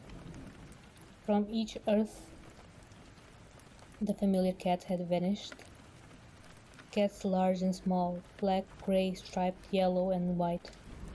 Old Crannan, the burgomaster, swore that the dark folk had taken the cats away in revenge for the killing of Min's cat, and cursed the caravan and the little boy, but Neath, the lean notary, declared that the old cotter and his wife were more likely persons to suspect, for their hatred of cats was notorious and increasingly bold. Still, no one durst complain to the sinister couple. Even when little Atal, the innkeeper's son, vowed that he had at twilight seen all the cats of Ulthar in that accursed yard under the trees, pacing very slowly and solemnly in a circle around the cottage, two abreast, as if in a performance of some unheard of rite of beasts. The villagers did not know how much to believe from so small a boy. And though they feared that the evil pair had charmed the cats to their death, they preferred not to chide the old cotter till they met him outside his dark and repellent yard. So Ulthar went to sleep in vain anger, and when the people awakened at dawn, behold, every cat was back at his accustomed earth, large and small, black, grey, striped, yellow and white. None was missing. Very sleek and fat did the cats appear. Fat? Uh-oh. And sonorous with purring content. Citizens talked with one another of the affair, and marveled not a little. Old Crannan again insisted that it was the dark folk who had taken them, since cats did not return alive from the cottage of the ancient man and his wife. But all agreed in one thing, that the refusal of all cats to eat their portions of meat or drink their saucers of milk was exceedingly curious. And for 2 whole days, the sleek, lazy cats of Ulthar wouldn't touch no food, but only those by the fire or in the sun. It was a fully week before the villagers noticed that no light were appearing at dusk in the windows of the cottage under the trees. Then the lean Nith remarked that no one had seen the old man or his wife since the night of the cats were away. In another week, the burgomaster decided to overcome his fears and call at the strangely silent dwelling as a matter of duty, though in so doing he was careful to take with him Shang, the blacksmith, and Thul, the cutter of stone, as witnesses. And when they had broken down the frail door, they found only this: two cleanly picked human skeletons on the earthen floor and a number of singular beetles crawling in the shadowy corners. There was subsequently much talk among the burgesses of Ulthar. The coroner disputed at length with Nith, the lean notary, and Crennan and Shang and Thul were overwhelmed with questions. Even little Atal, the innkeeper's son, was closely questioned and given a sweetmeat as reward. They talked to the old cotter. They talked of the old cotter and his wife, of the caravan of dark wanderers, of small means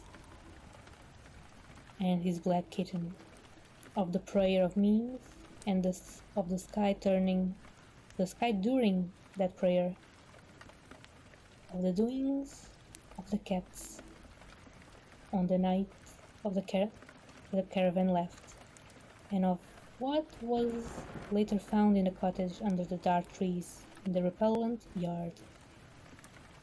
And in the end, the burgesses passed that remarkable law, which is told by the traders of Hayseg and discussed by travelers in Nir, namely that in Ulthar no man may kill a cat. The end. That was neat.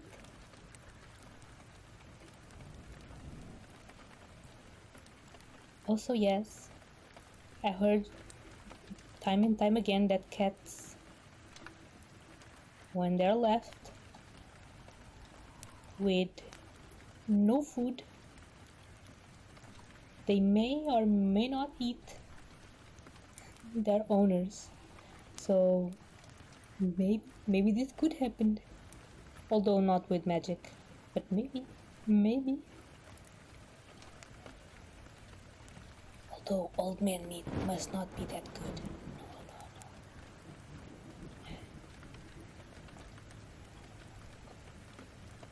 No. That was a nice story. Yes.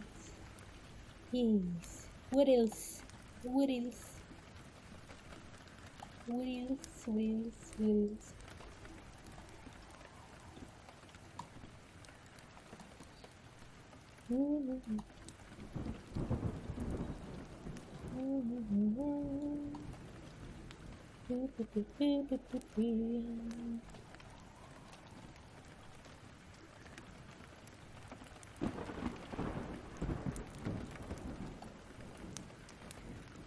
Wanna see a fun quote about Lovecraft? Sure. Very well done, and thank you for the story. No, thank you, Digidom, for being here and listening to the story. Thank you. Also, this one was one of your favorites? Yes, it's very short, but it's nice. It's very nice. Lovecraft was also frightened of invertebrates, marine life in general, temperatures below freezing.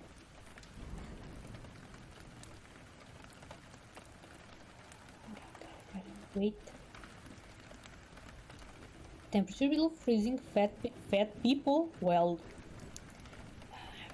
depending on the level of fatness, I think, yeah, it's kind of justified.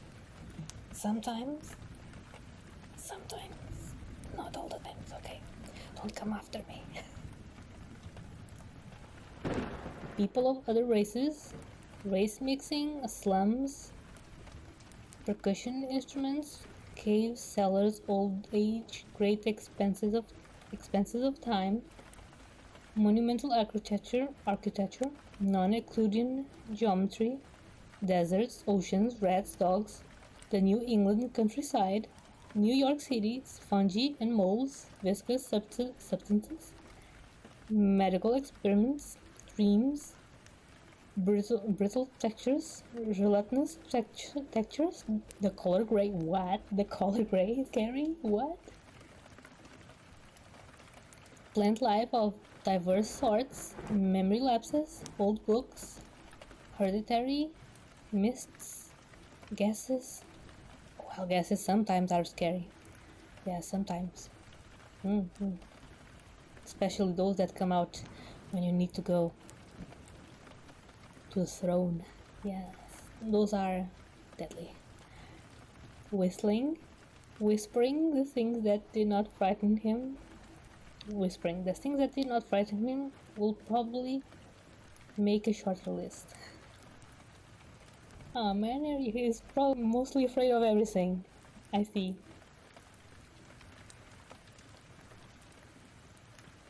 Okay.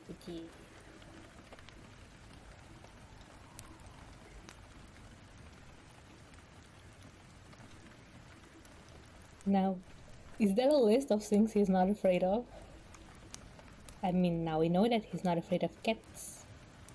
Yes, cats, cute cat.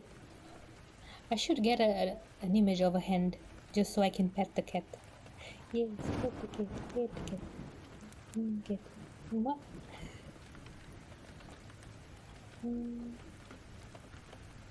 Well, it's 2 hours now. What should we do? Yes, pet the cat. Oh, I don't have the. I don't have a hand, but I have that gifty thing. Yes, I have the gift. So if I have a gift, I can pet the cat. Where did I put the hand? Where did I put it? I don't know. Maybe this one? Yes.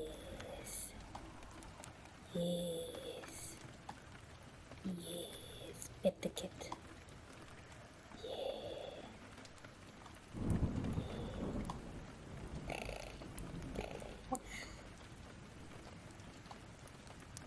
So can put this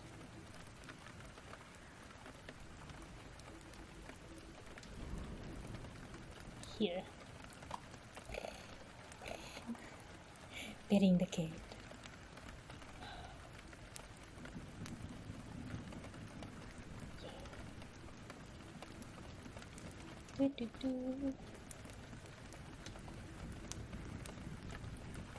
Gotta go now. Thank you again for the stories in the stream. Master Kylla, best of luck to you and all in chat. Thank you for being here, Digidom. See you soon. Either on your stream or maybe on my stream. Because I was on your stream earlier today. Yes, for a little bit. Yes. Just a little. Okay, bye, Digidom. Have a good night's sleep. Or a good evening, regardless of sleep or not. Yes, I enjoyed your recommendations, Paper. I enjoyed it. Also, I did have another story also by H.P. Lovecraft that I chose just because I thought the name was interesting.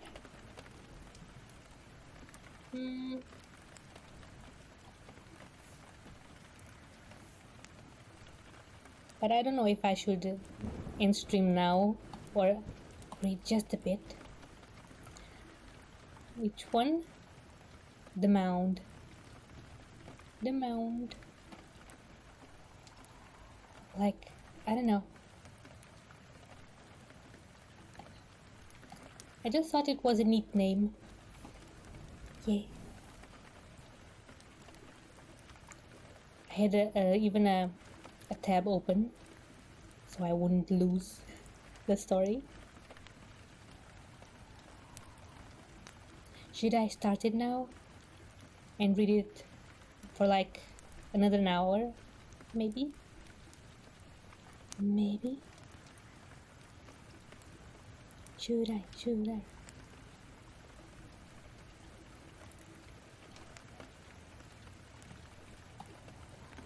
Or should I play a game?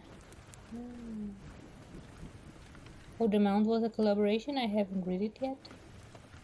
Oh, sure, okay. We'll read the Mound. Collaboration. Yes. Okay, let's change the title again.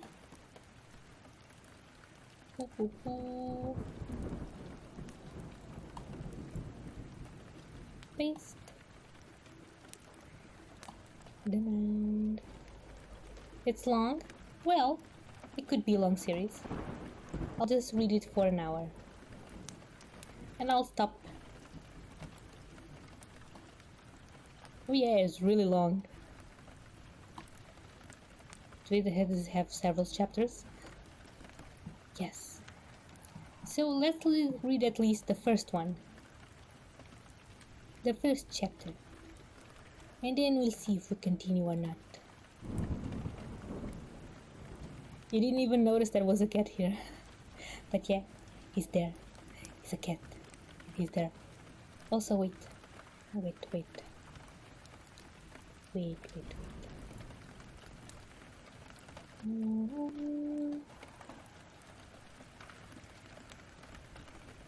Oh. No! I used the wrong thingy.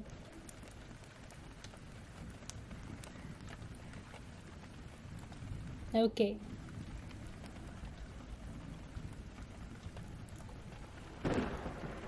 See, paste and paste. Okay.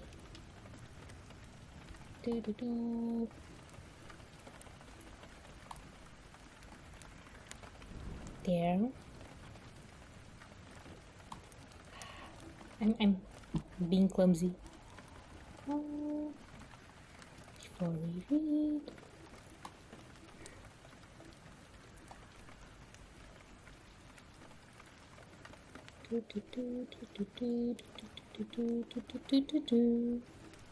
Everyone has a head pet. Everyone.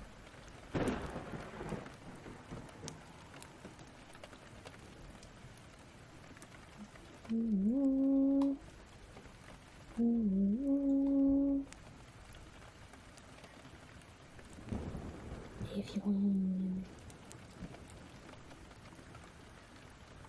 Yeah.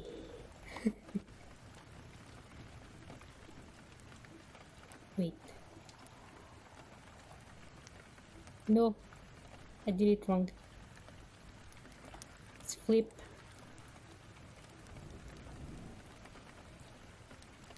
Flip. Horizontal. Yeah. Yes. You didn't notice that Chibi was in the background? Yes. Chibi is lurking. Always lurking. Okay. Now they all have head. I should have headpad too? Sure. Okay. One more. Let me just pull it in. There.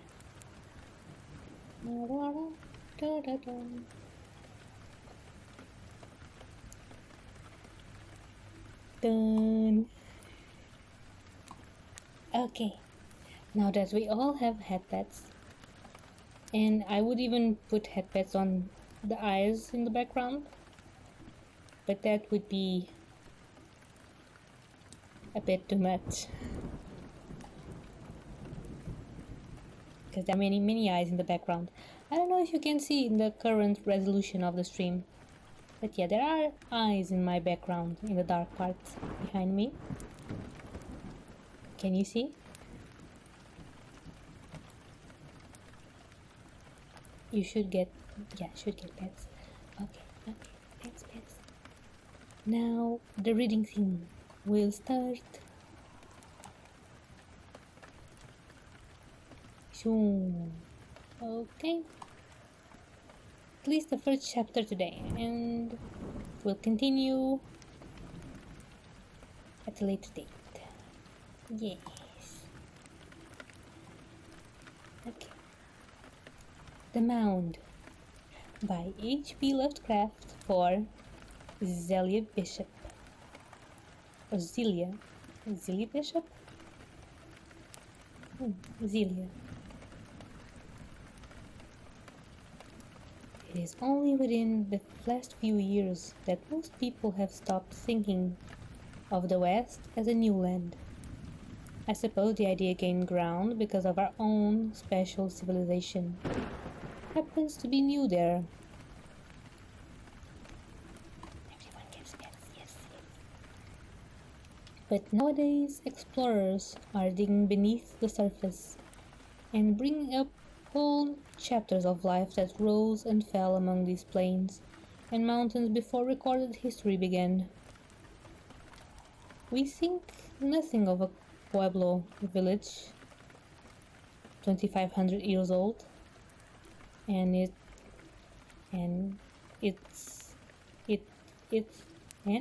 hardly jolts us when archaeologists put the sub-federal culture of Mexico back to 17,000 or 18,000 BC.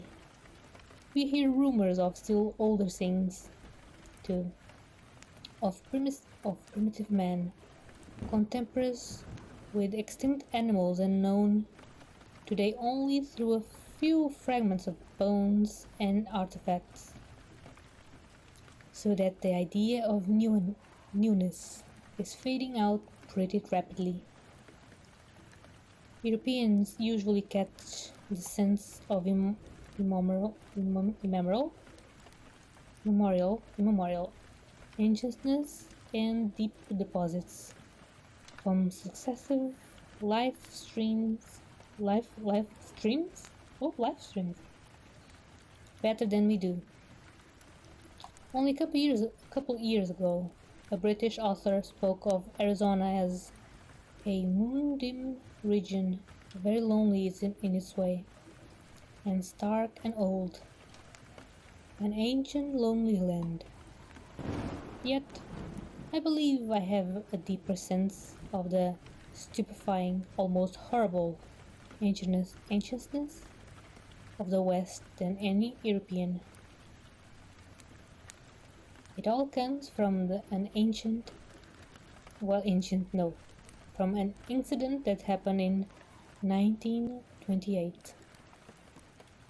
An incident which I'd greatly like to dismiss as three-quarters hallucination, but which has left such a frightfully firm impression on my memory that I can't put it off very easily. It was in Oklahoma, where my work as an American Indian etymologist constantly takes me, and where I had come upon some devilish, oh my god, devilishly strange and disconcerting matters before. Make no mistake, Oklahoma is a lot more than a mere pioneers and promoters frontier. There are old tribes with old memories there, and when the tom-toms promoters when the tom-toms beat ceaselessly over brooding plains in the autumn, the spirits of men are brought dangerously close the primal. Whispered sings. I am white and Eastern enough myself, but anybody is welcome to know that the rights of geek, father of snakes, can get a real shudder out of me any day. I have heard and seen too much to be sophisticated in such matters, and so it is with this incident of 1928. I'd like to laugh it off, but I can't. By the way, I forgot to put the link in chat. The link to the text. If you guys wanna read along or just skip ahead or read it on your spare time. Yes, this one. There it is. Okay. I'm gonna drink water again. Yes.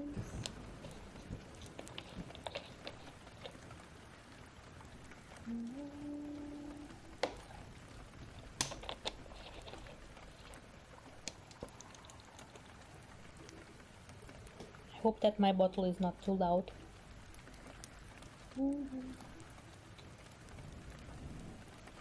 I can't. I had gone into Oklahoma to track down and correlate one of the many ghost tales which were currently among the white settlers, but which had strong Indian corroboration, and I felt sure, ultimate Indian source. They were very curious, these open-air ghost tales. The sort they sounded, and though they sounded flat and prosaic in the mouths of the white people, they had earmarks of linkage with some of the richest and obscurest phases of native mythology.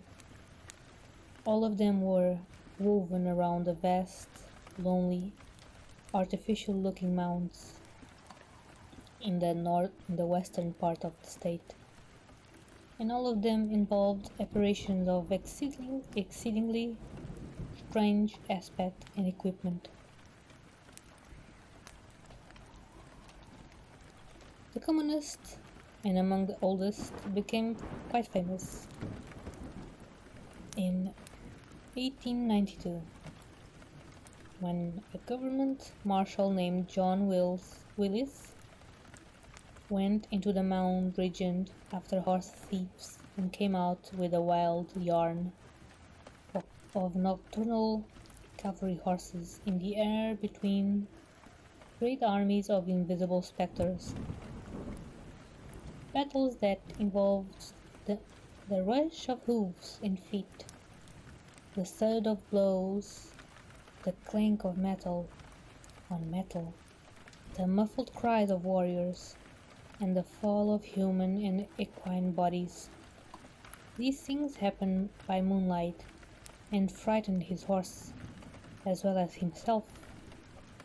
The sounds persisted an hour at a time, vivid, but subdued, as it brought from a distance by wind, and unaccompanied by any glimpse of the armies themselves.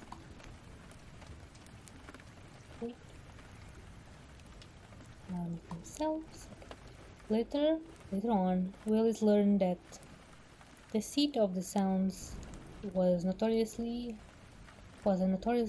haunted spot, shunned by settlers and Indians alike. Many had seen or have seen the warring horsemen in the sky, and had furnished dim, ambiguous descriptions. The settlers described the ghostly fighters as Indians, though of no familiar tribe, and having the most singular costumes and weapons. They even went so far as to say they could not be sure the horses were really raw horses.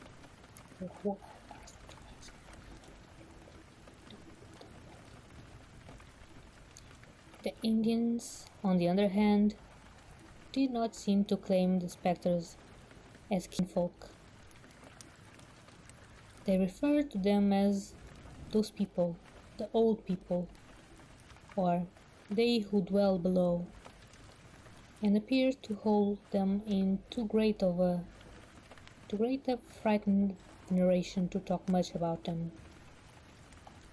No etymologist had been able to pin any tale-teller down to a specific description of the beings, and apparently nobody had ever had a very clear look at them. The Indians had one or two proverbs about this phenomenon, saying that the men, very old, make very big spirit, not so old, not so big, older than all time. Then spirit is so big, he near flesh. Those old people, and spirits mix up, get all the same. Now, all of this, of course, is old stuff to an etymologist of a piece with the persistent legends of rich hidden cities and buried races, which about among the Pueblo and Plains Indians, and which lured Coronado centuries ago on his vain search for the fabled Quivira. What took me into western Oklahoma was something far more definite and tangible, a local and distinctive tale which, though really old, was wholly new to the outside world of research, and which involved the first clear descriptions of the ghosts which it treated of. There was an added thrill in the fact that it came from the remote town of Binger in Caddo County, a place I had long known as the scene of a very terrible and partly inexplicable occurrence connected to the snake god myth. Also, yes, Tammy. Many head pets going on. Yes, everyone gets one. Apart from the eyes in the back. Yes. Everyone gets a head pet. Yay. You get a head pet too, yes. It's just that you're not on screen, so you don't get to see it. No. But everyone in chat gets a head pet. It's canon. Head pet.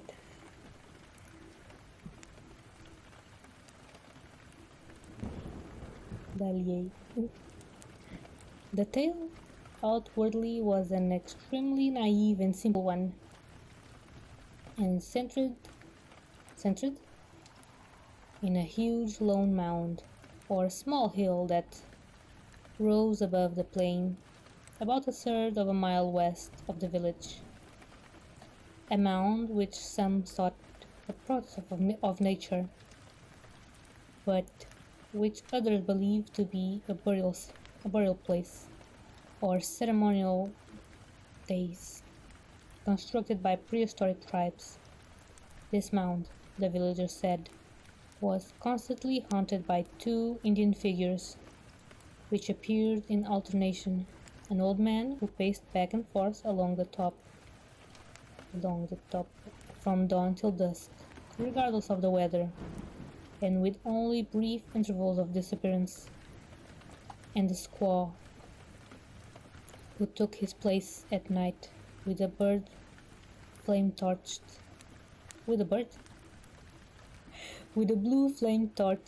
that glimmered quite continuously till morning.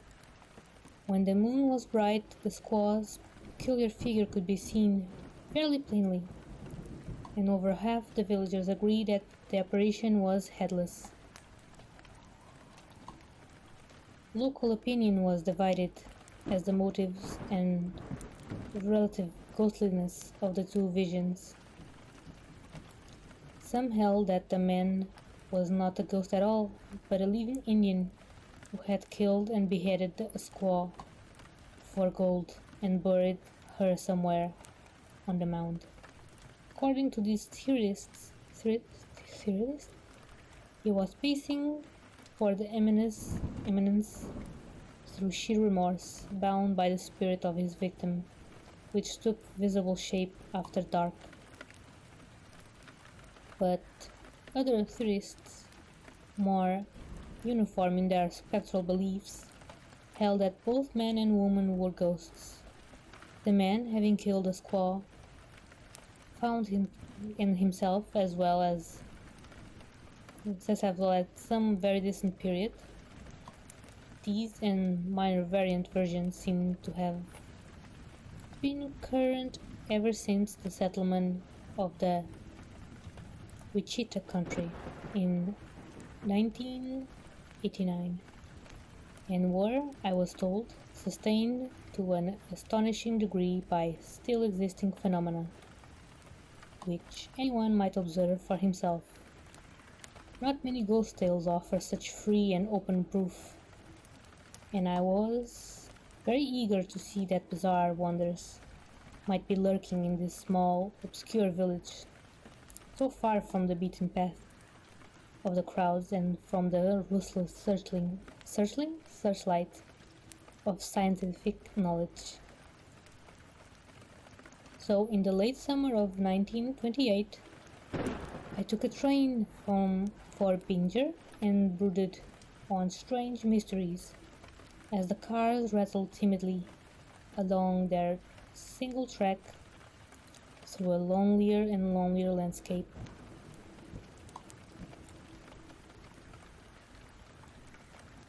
Binger is a modest cluster of frame houses and stores in the midst of a flat, windy region full of clouds of red dust.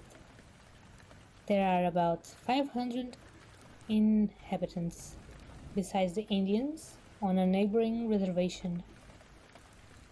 The principal occupation seemed to be agriculture. The soil is decently fertile, and the oil boom has not reached this part of the state.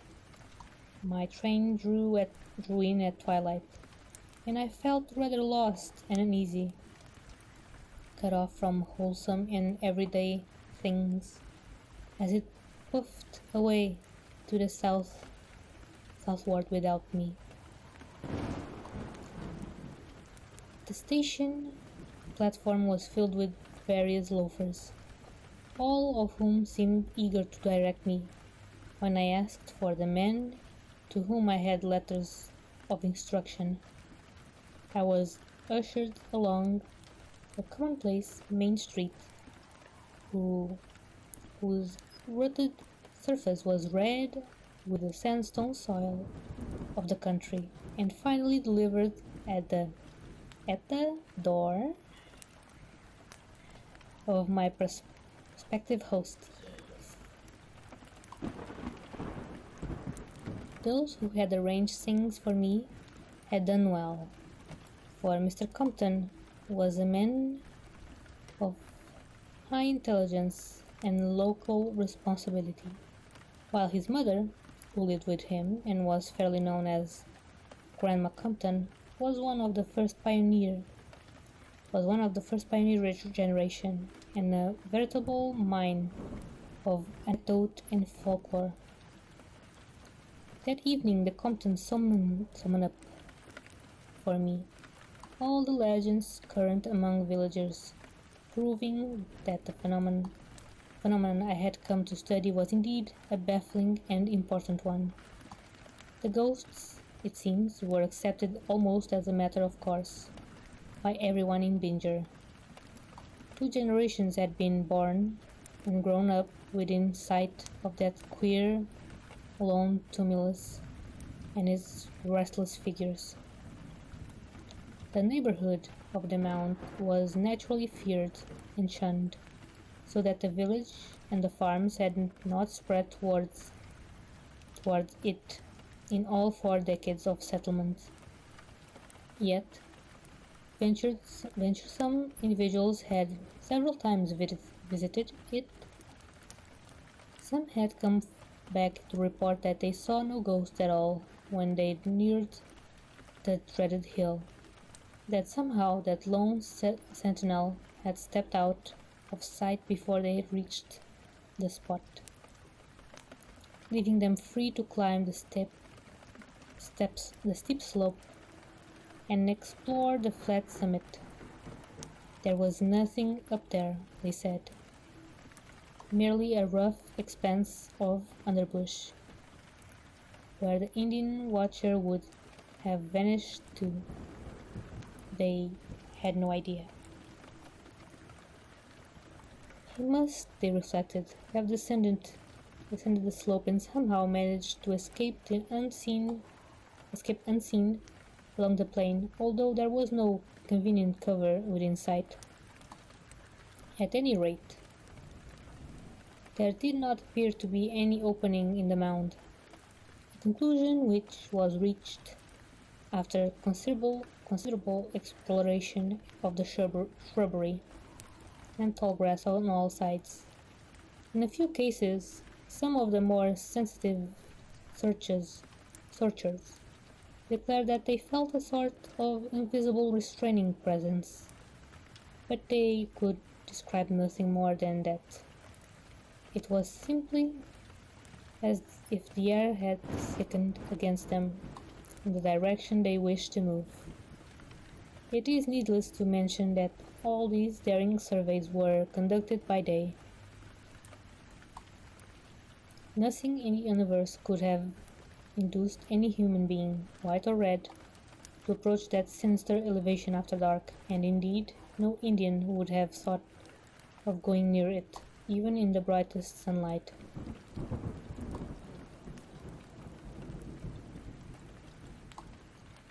But it was not from the tales of these sane, observant seekers that the chief terror of the ghost mound sprang. Indeed, had their experience been typical, the phenomenon would have bulked far less prominently in the local legendary. The most evil thing was the fact that many other seekers had come back strangely impaired in mind and body, and had not come back at all. The first of these cases had occurred in 1891, when a young man named Heaton had gone with a shovel to see what hidden secrets he could unearth. He had heard curious tales from Indians, and had laughed at the barren reports of another youth who had been out to the mound and had found nothing. Heaton had watched the mound with a spyglass from the village, while the other youth made his trip, and as the explorer neared the spot, he saw the sentinel Indian walk deliberately down into the tumulus, as if a trapdoor and staircase existed on the top. The other youth had not noticed how the Indian disappeared, but had merely found him gone upon arriving at the mound. When Heaton made his own trip, he resolved to get to the bottom of the mystery, and watchers from the villagers saw him pecking diligently at the shrubbery atop the mound. Then they saw his figure melt slowly into invisibility, not to reappear for long hours till after dusk drew on, and the torch of the headless claw glimmered ghoulishly on the distant elevation. About 2 hours after nightfall, he staggered into the village, minus his spade and other belongings, and burst into a shrieking monologue of disconnected ravings. He howled of shocking abysses and monsters, and of terrible carvings and statues, of inhuman captors and grotesque tortures, and of other fantastic abnormalities, too complex and chimerical to even remember. Old, old, old, he would moan, over and over again. Great God, they are older than the earth, and came here from somewhere else. They know what you think, and what you know what they and make you know what they think. They're half man, half ghost. Cross the line, melt, and take shape again, getting more and more so. Yet we're all descended from them in the beginning, children of Stulu, everything made of gold. Monstrous animals have human, dead slaves, madness. La Shub Gusra? That white man, oh my God, what they did to him. Ethan was the village idiot for about 8 years, after which he died in an epileptic fit. Since his ordeal there had been 2 more cases of Mound madness and 8 of total disappearance.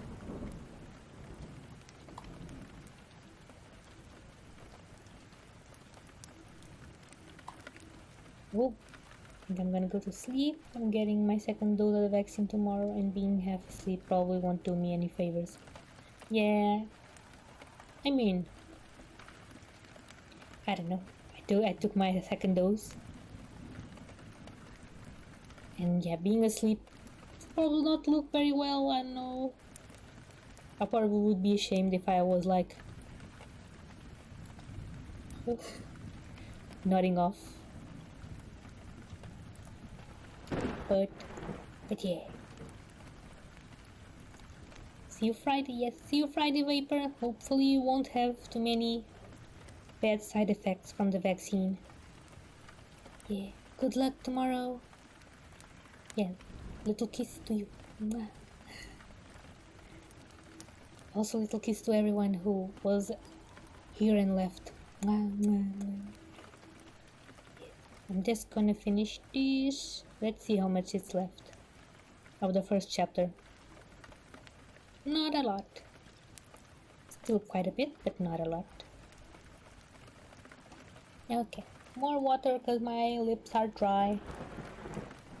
Dry lips. Dry lips, dry lips.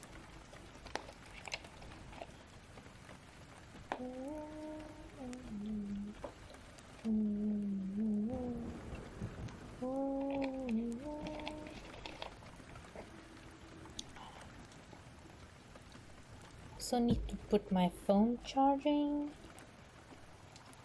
So excusez-moi.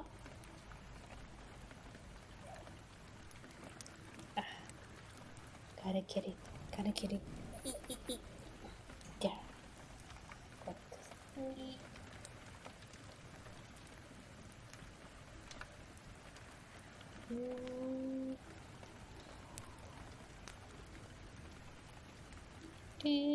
Okay.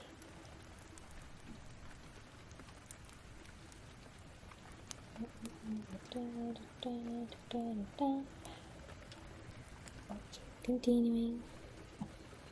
A total disappearance. Okay.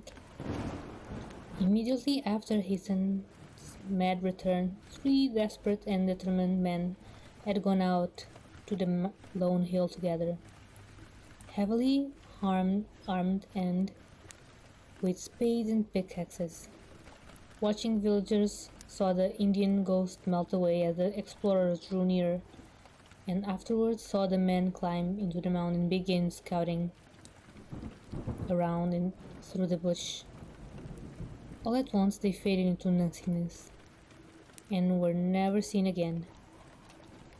One watcher, with an especially powerful telescope, thought he saw other forms dimly materialize beside the hapless men and dragged them down into the mound. But this account remained uncorroborated. It is needless to say that no searching party went out after the lost ones, and that for many years, the mound was wholly unvisited. Only when the incidents of 1891 were largely forgotten did anybody dare to think of further explorations. Then, about 1910, a fellow too young to recall the old horrors made a trip to the shunned spot and found nothing at all. By 1915, the acute dread and wild legendary of 91 had largely faded into the commonplace and unimaginative ghost tales at present surviving. That is, had so faded among the white people. On the nearby reservation were old Indians who sought much and kept their own counsel. About this time, a second wave of active curiosity and adventuring developed, and several bold searchers made the trip to the mound and returned. Then came a trip of 2 Eastern visitors with spades and other apparatus, a pair of amateur archaeologists connected with a small college who had been making studies among the Indians. No one watched this trip from the village, but they never came back. The searching party that went out after them, among whom was my host, Clyde Compton, found nothing whatsoever amiss among the mound. The next trip was a solitary venture of old Captain Lawton, a grizzled pioneer who had helped to open up the region in 1889, but had never been there since. He had recalled the mound and its fascination all through the years, and being now in comfortable retirement, resolved to have a try at solving the ancient riddle. Long familiarity with Indian myths had given him ideas rather stranger than those of simple villagers, and he had made preparations for some extensive delving. He ascended the mound on the morning of Thursday, May 11, 1916, watched through spyglasses by more than 20 people in the village and on the adjacent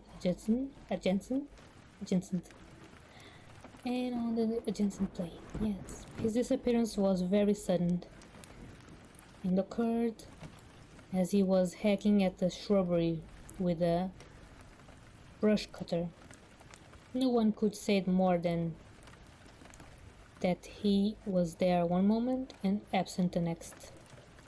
For over a week, no tidings of him reached Pinger, and then, in the middle of the night, there dragged itself into the village the object about which dispute still rages. It said it was, or had been, Captain Lawton, but it was definitely younger by as much as 40 years than the old man who had climbed the mound.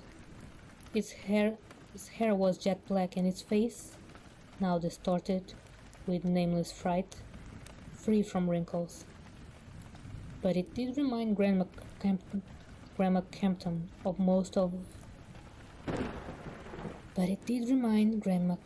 most uncannily of the captain as he had looked back in '89. His feet were cut off neatly by the ankles, and The stumps were smoothly healed, to an extent almost incredible. If the being really were the man who had walked upright a week before, it babbled of incomprehensible things and kept repeating the name George E. Lawton, as if trying to reassure itself of its own identity. The things it babbled of, Grandma Compton thought, were curiously like the hallucinations of poor young Heaton in 91, though there were minor differences. The blue light, muttered the object, always down there, before there were any living things. Older than the dinosaurs, always the same, only weaker, never death. Brooding and brooding and brooding. The same people, half man and half gas. The dead that walk and work. Oh, those beasts. Those half-human unicorns. Houses in cities of gold. Old, older than time. Came down from the stars. Great Zulu. Azaroth. Nyarlathotep? Topet? Waiting. The object died before dawn. Of course, there was an investigation, and the Indians at the reservation were grilled unmercifully,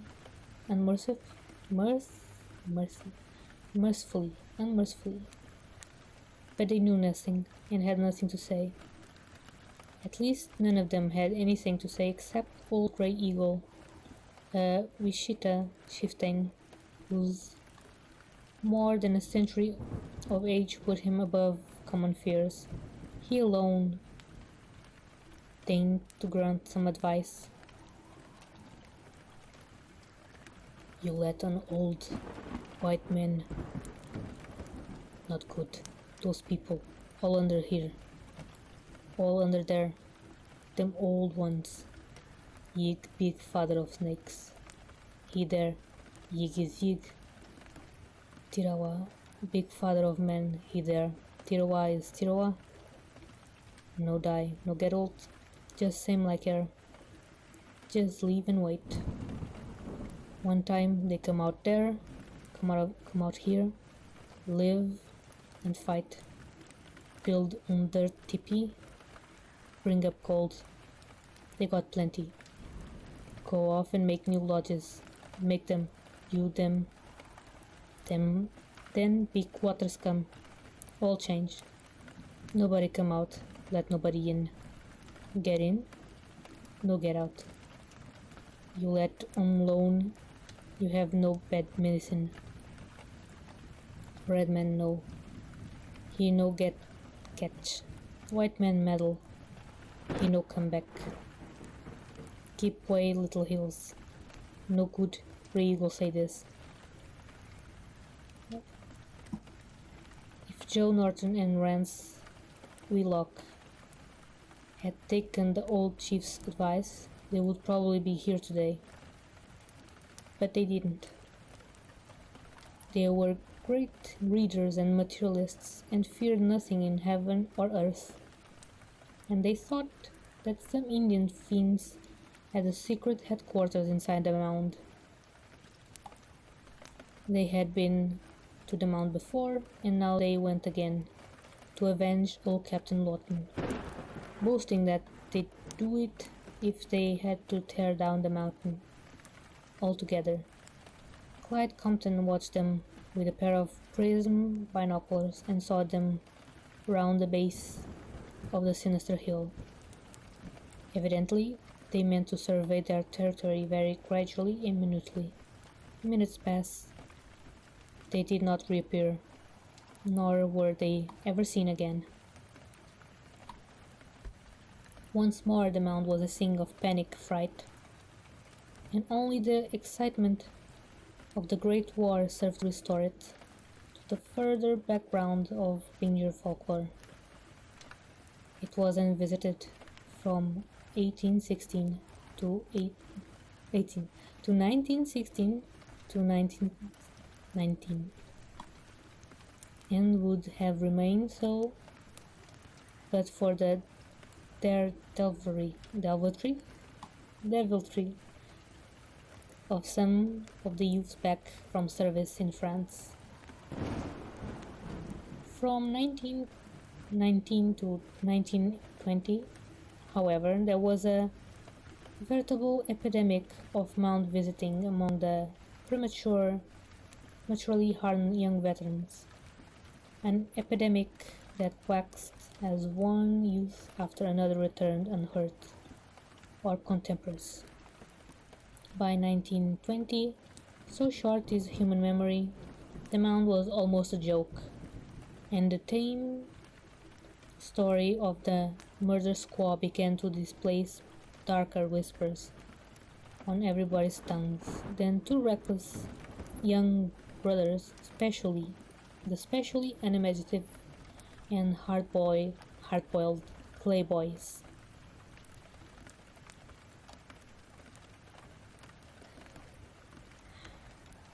Decided to go and dig up the buried squaw and the gold for which the old Indian had murdered her. Why do the hands make me so uncomfortable? I don't know, man. Aren't they cute? I think they're cute. They're cute, they're pink, and they petting. Maybe because there are many hands. I don't know. Disembodied hands. But hello then. Hello. Doing good. Appreciating the reading, the scuffed reading. I hope you are. I am. Almost at the end though. Yay, almost. Still a bit to go, but almost. They went out on a September afternoon, about the time the Indian tom-toms began their incessant annual beating over the flat, red dusty plains. Nobody watched them, and their parents did not become worried at their non-return for several hours. Then came an alarm, and a searching party, and another resignation to the mystery of silence and doubt. But one of them did come back. After all, it was Ed, the elder, and his straw-colored hair and beard had turned an albino white for 2 inches from the roots. On his forehead was a queer scar like a branded hieroglyph. Yes. 3 months after he and his brother Walker had vanished, he skulked into his house at night, wearing nothing but a queerly patterned blanket, which he thrusts into fire as soon as he had got into a suit of his own clothes. He told his parents that he and Walker had been captured by some strange Indians, not Wishitas or Caddos, and held prisoner somewhere towards the west. Walker had died under torture, but he himself had managed to escape at high cost. The experience had been particularly terrible, and he could not talk about it just then. He must rest. And anyway, it would do no good to give an alarm and try to find and punish the Indians. They were not of a sort that could be caught or punished, and it was especially important for the good of Binger, for the good of the world, that they do not pursued into their secret lair. As a matter of fact, they were not altogether what one could call real Indians. He would explain about that later. Meanwhile, he must rest. Better not lose the village with the news of his return. He would go upstairs and sleep. Before he climbed the rickety flight to his room, he took a pad and pencil from the living room table, and an automatic pistol from his father's drawer. 3 hours later, the shot rang out. Ed Clay had put a bullet neatly through his temple with a pistol clutched in his left hand, leaving a sparsely written sheet of paper on the rickety table near his bed.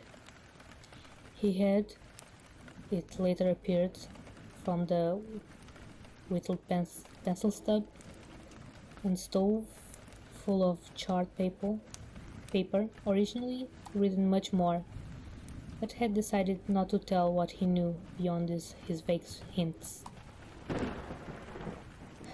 The surviving fragment was only a mad warning, scrawled in a curiously backhanded script.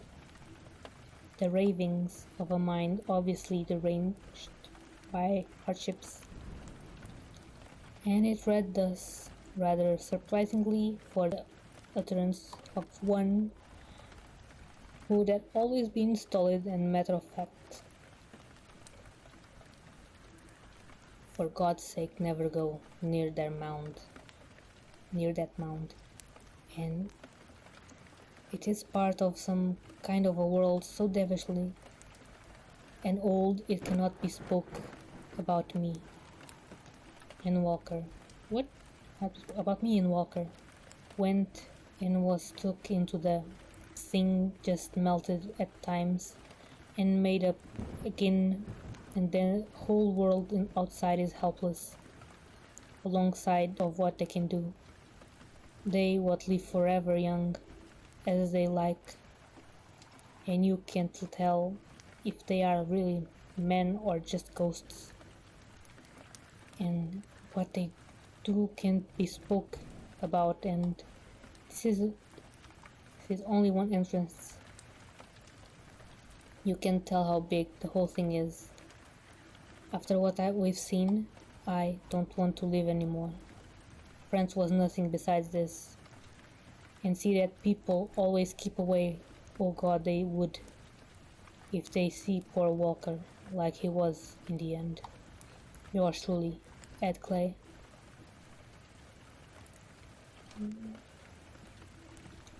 At the autopsy, it was found that all of young Clay's organs were transposed from right to left within his body, as if he had been turned inside out. Whether they had always been so, no one could say at the time, but it was later learned from army records that Anne had been perfectly normal when mustered out of service in May 1919. Whether there was a mistake somewhere, or whether some unprecedented metamorphosis had indeed occurred, is still an unsettled question, as is also the origin of the hieroglyphic-like scar on his forehead. That was the end of the explorations of the mound. In the 8 intervening years, no one had been near the place, and few indeed had even cared to level a spyglass at it.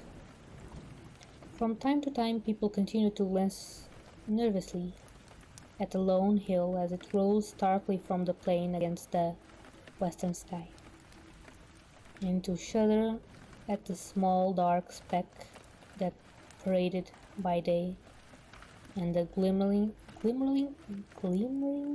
will-o-wisp that danced by night. The thing was accepted at face value as a mystery not to be probed, and by common sense and by common consent, the village shunned the subject. It was, after all, quite easy to avoid the hill, for space was unlimited in every direction, and community life always follows beaten trails. The mound side of the village was simply kept trailless, as if it had been water or swampland or desert, and It is a curious commentary of the stolidity and imaginative sterility of the human animal that the whispers with which children and strangers were warned away from the mound quickly sank once more into a flat tale of a murderous Indian ghost and his squawk victim. Only the tribesmen on the reservation and the thoughtful old-timers like Grandma Compton remembered the overtones of unholy vistas and deep cosmic menace which clustered around the ravings of those who had come back and changed and shattered. It was very late, and Grandma Compton had long since gone upstairs to bed when Clyde finished telling me this. I hardly knew what to think of this frightful puzzle, yet rebelled at any notion to conflict with the sane materialism. What influence had brought madness, or the impulse, flight, and wandering to so many who had visited the mound? Yes. Though vastly impressed, I was spurred on rather than deterred. Surely I must get to the bottom of this matter, as well as I might if I keep a cool head and unbroken determination. Compton saw my mood and shook his head worriedly. Then he motioned me to follow him outdoors. We stepped from the frame house to the quiet side street or lane, and walked a few paces in the light of a waning August moon to where the houses were thinner. The half moon was still low and had not bolted many stars from the sky, so that I could see not only the western gleams of Altair and Vega,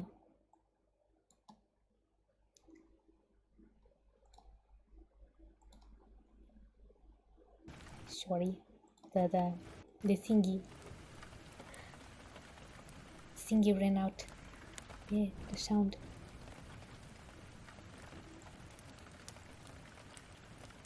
Vega, okay. But the mystic shimmering of the Milky Way.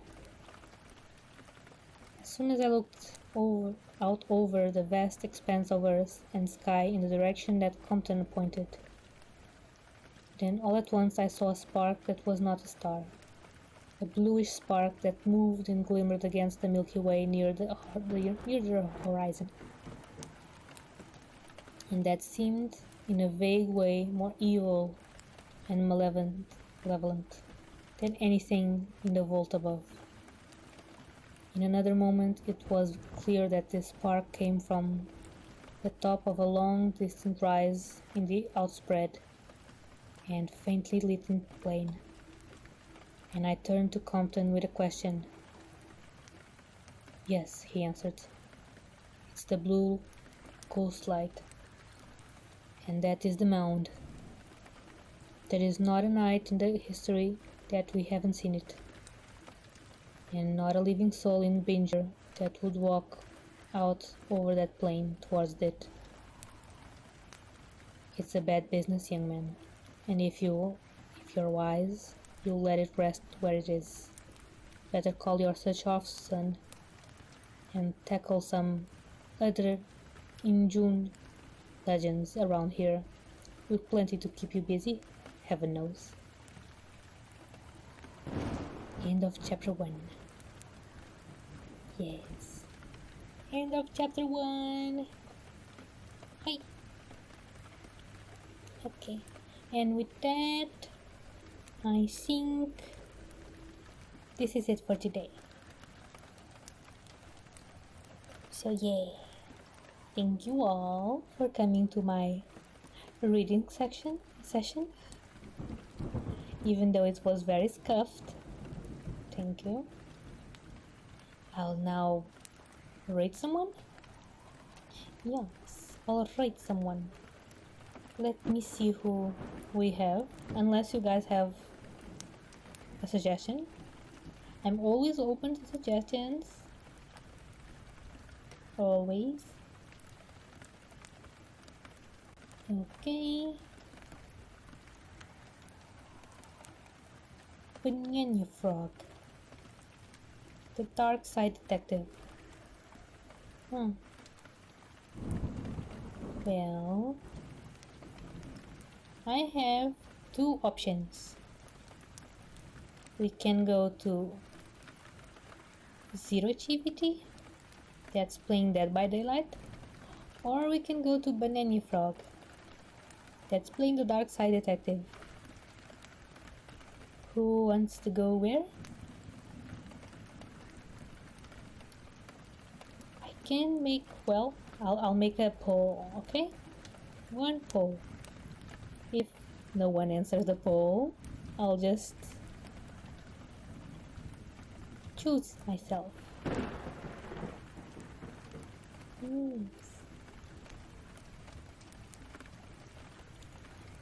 Also, like I said, you can rate someone else.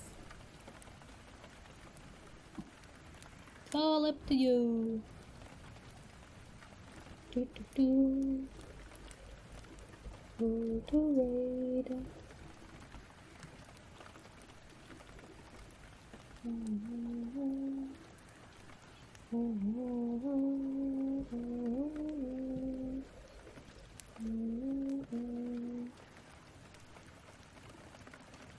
What?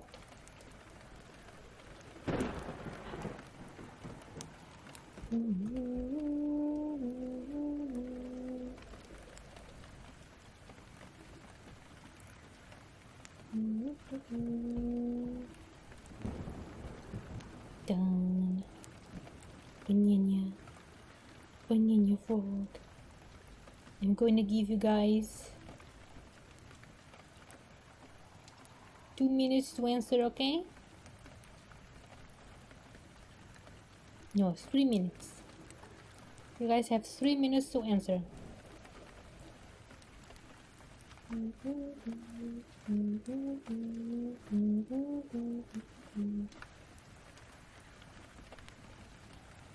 Yeah. So, I really like the stories. Yeah, although reading is not as easy as I would have expected. Like, I stuttered a lot. I wasn't expecting it to be so much.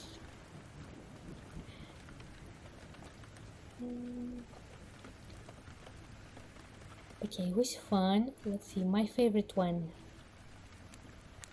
from the 3 that I read. I mean, I didn't read the last one fully, just the first chapter.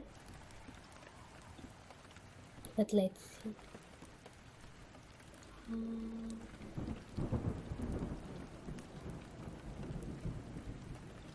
It had to be the cats, yes.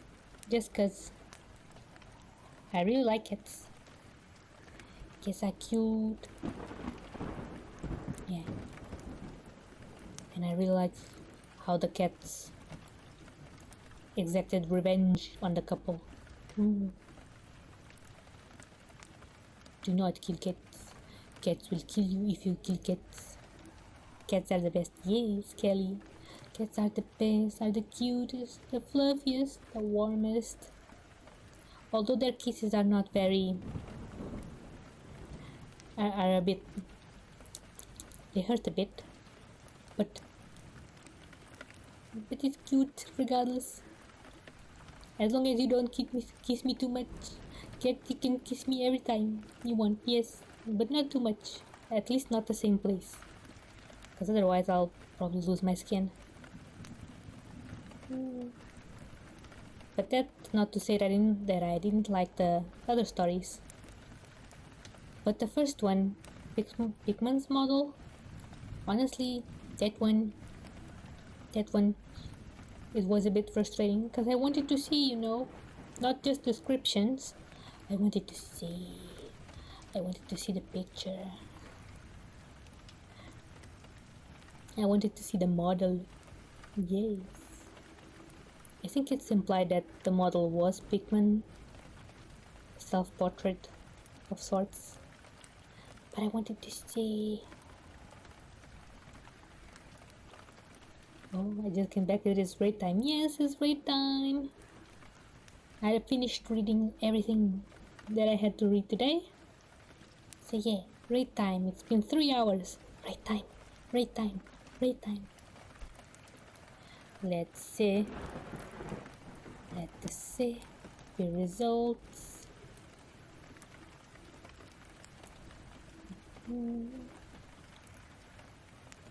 Your stream was night. Okay. No one voted. So this means I choose. And I choose banana. Banana. Banana. Banana fog. Yes. Banana. Banana. Come on. Also, thank you. Thank you for saying that my stream was nice. Thank you. I had fun too. Banana.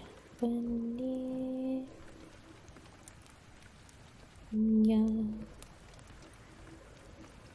Banana fog.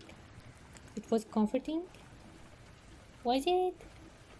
Nice. I'm glad you found it comforting. Okay. We're now rating Banana.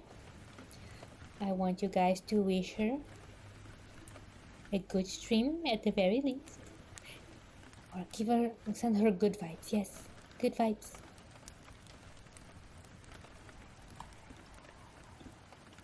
Now that's two things I like. Bananas and frogs. I love frogs and I love to eat bananas. I do not eat frogs though. Okay? I don't eat frogs. Okay, but thank you again everyone for being here. Lots of kisses to you. And I guess I'll be seeing you Friday. Okay? So, bye bye. Gonna click the button. Bye bye. Bye bye bye bye bye. Bye bye bye. So gonna stop streaming. Bye bye.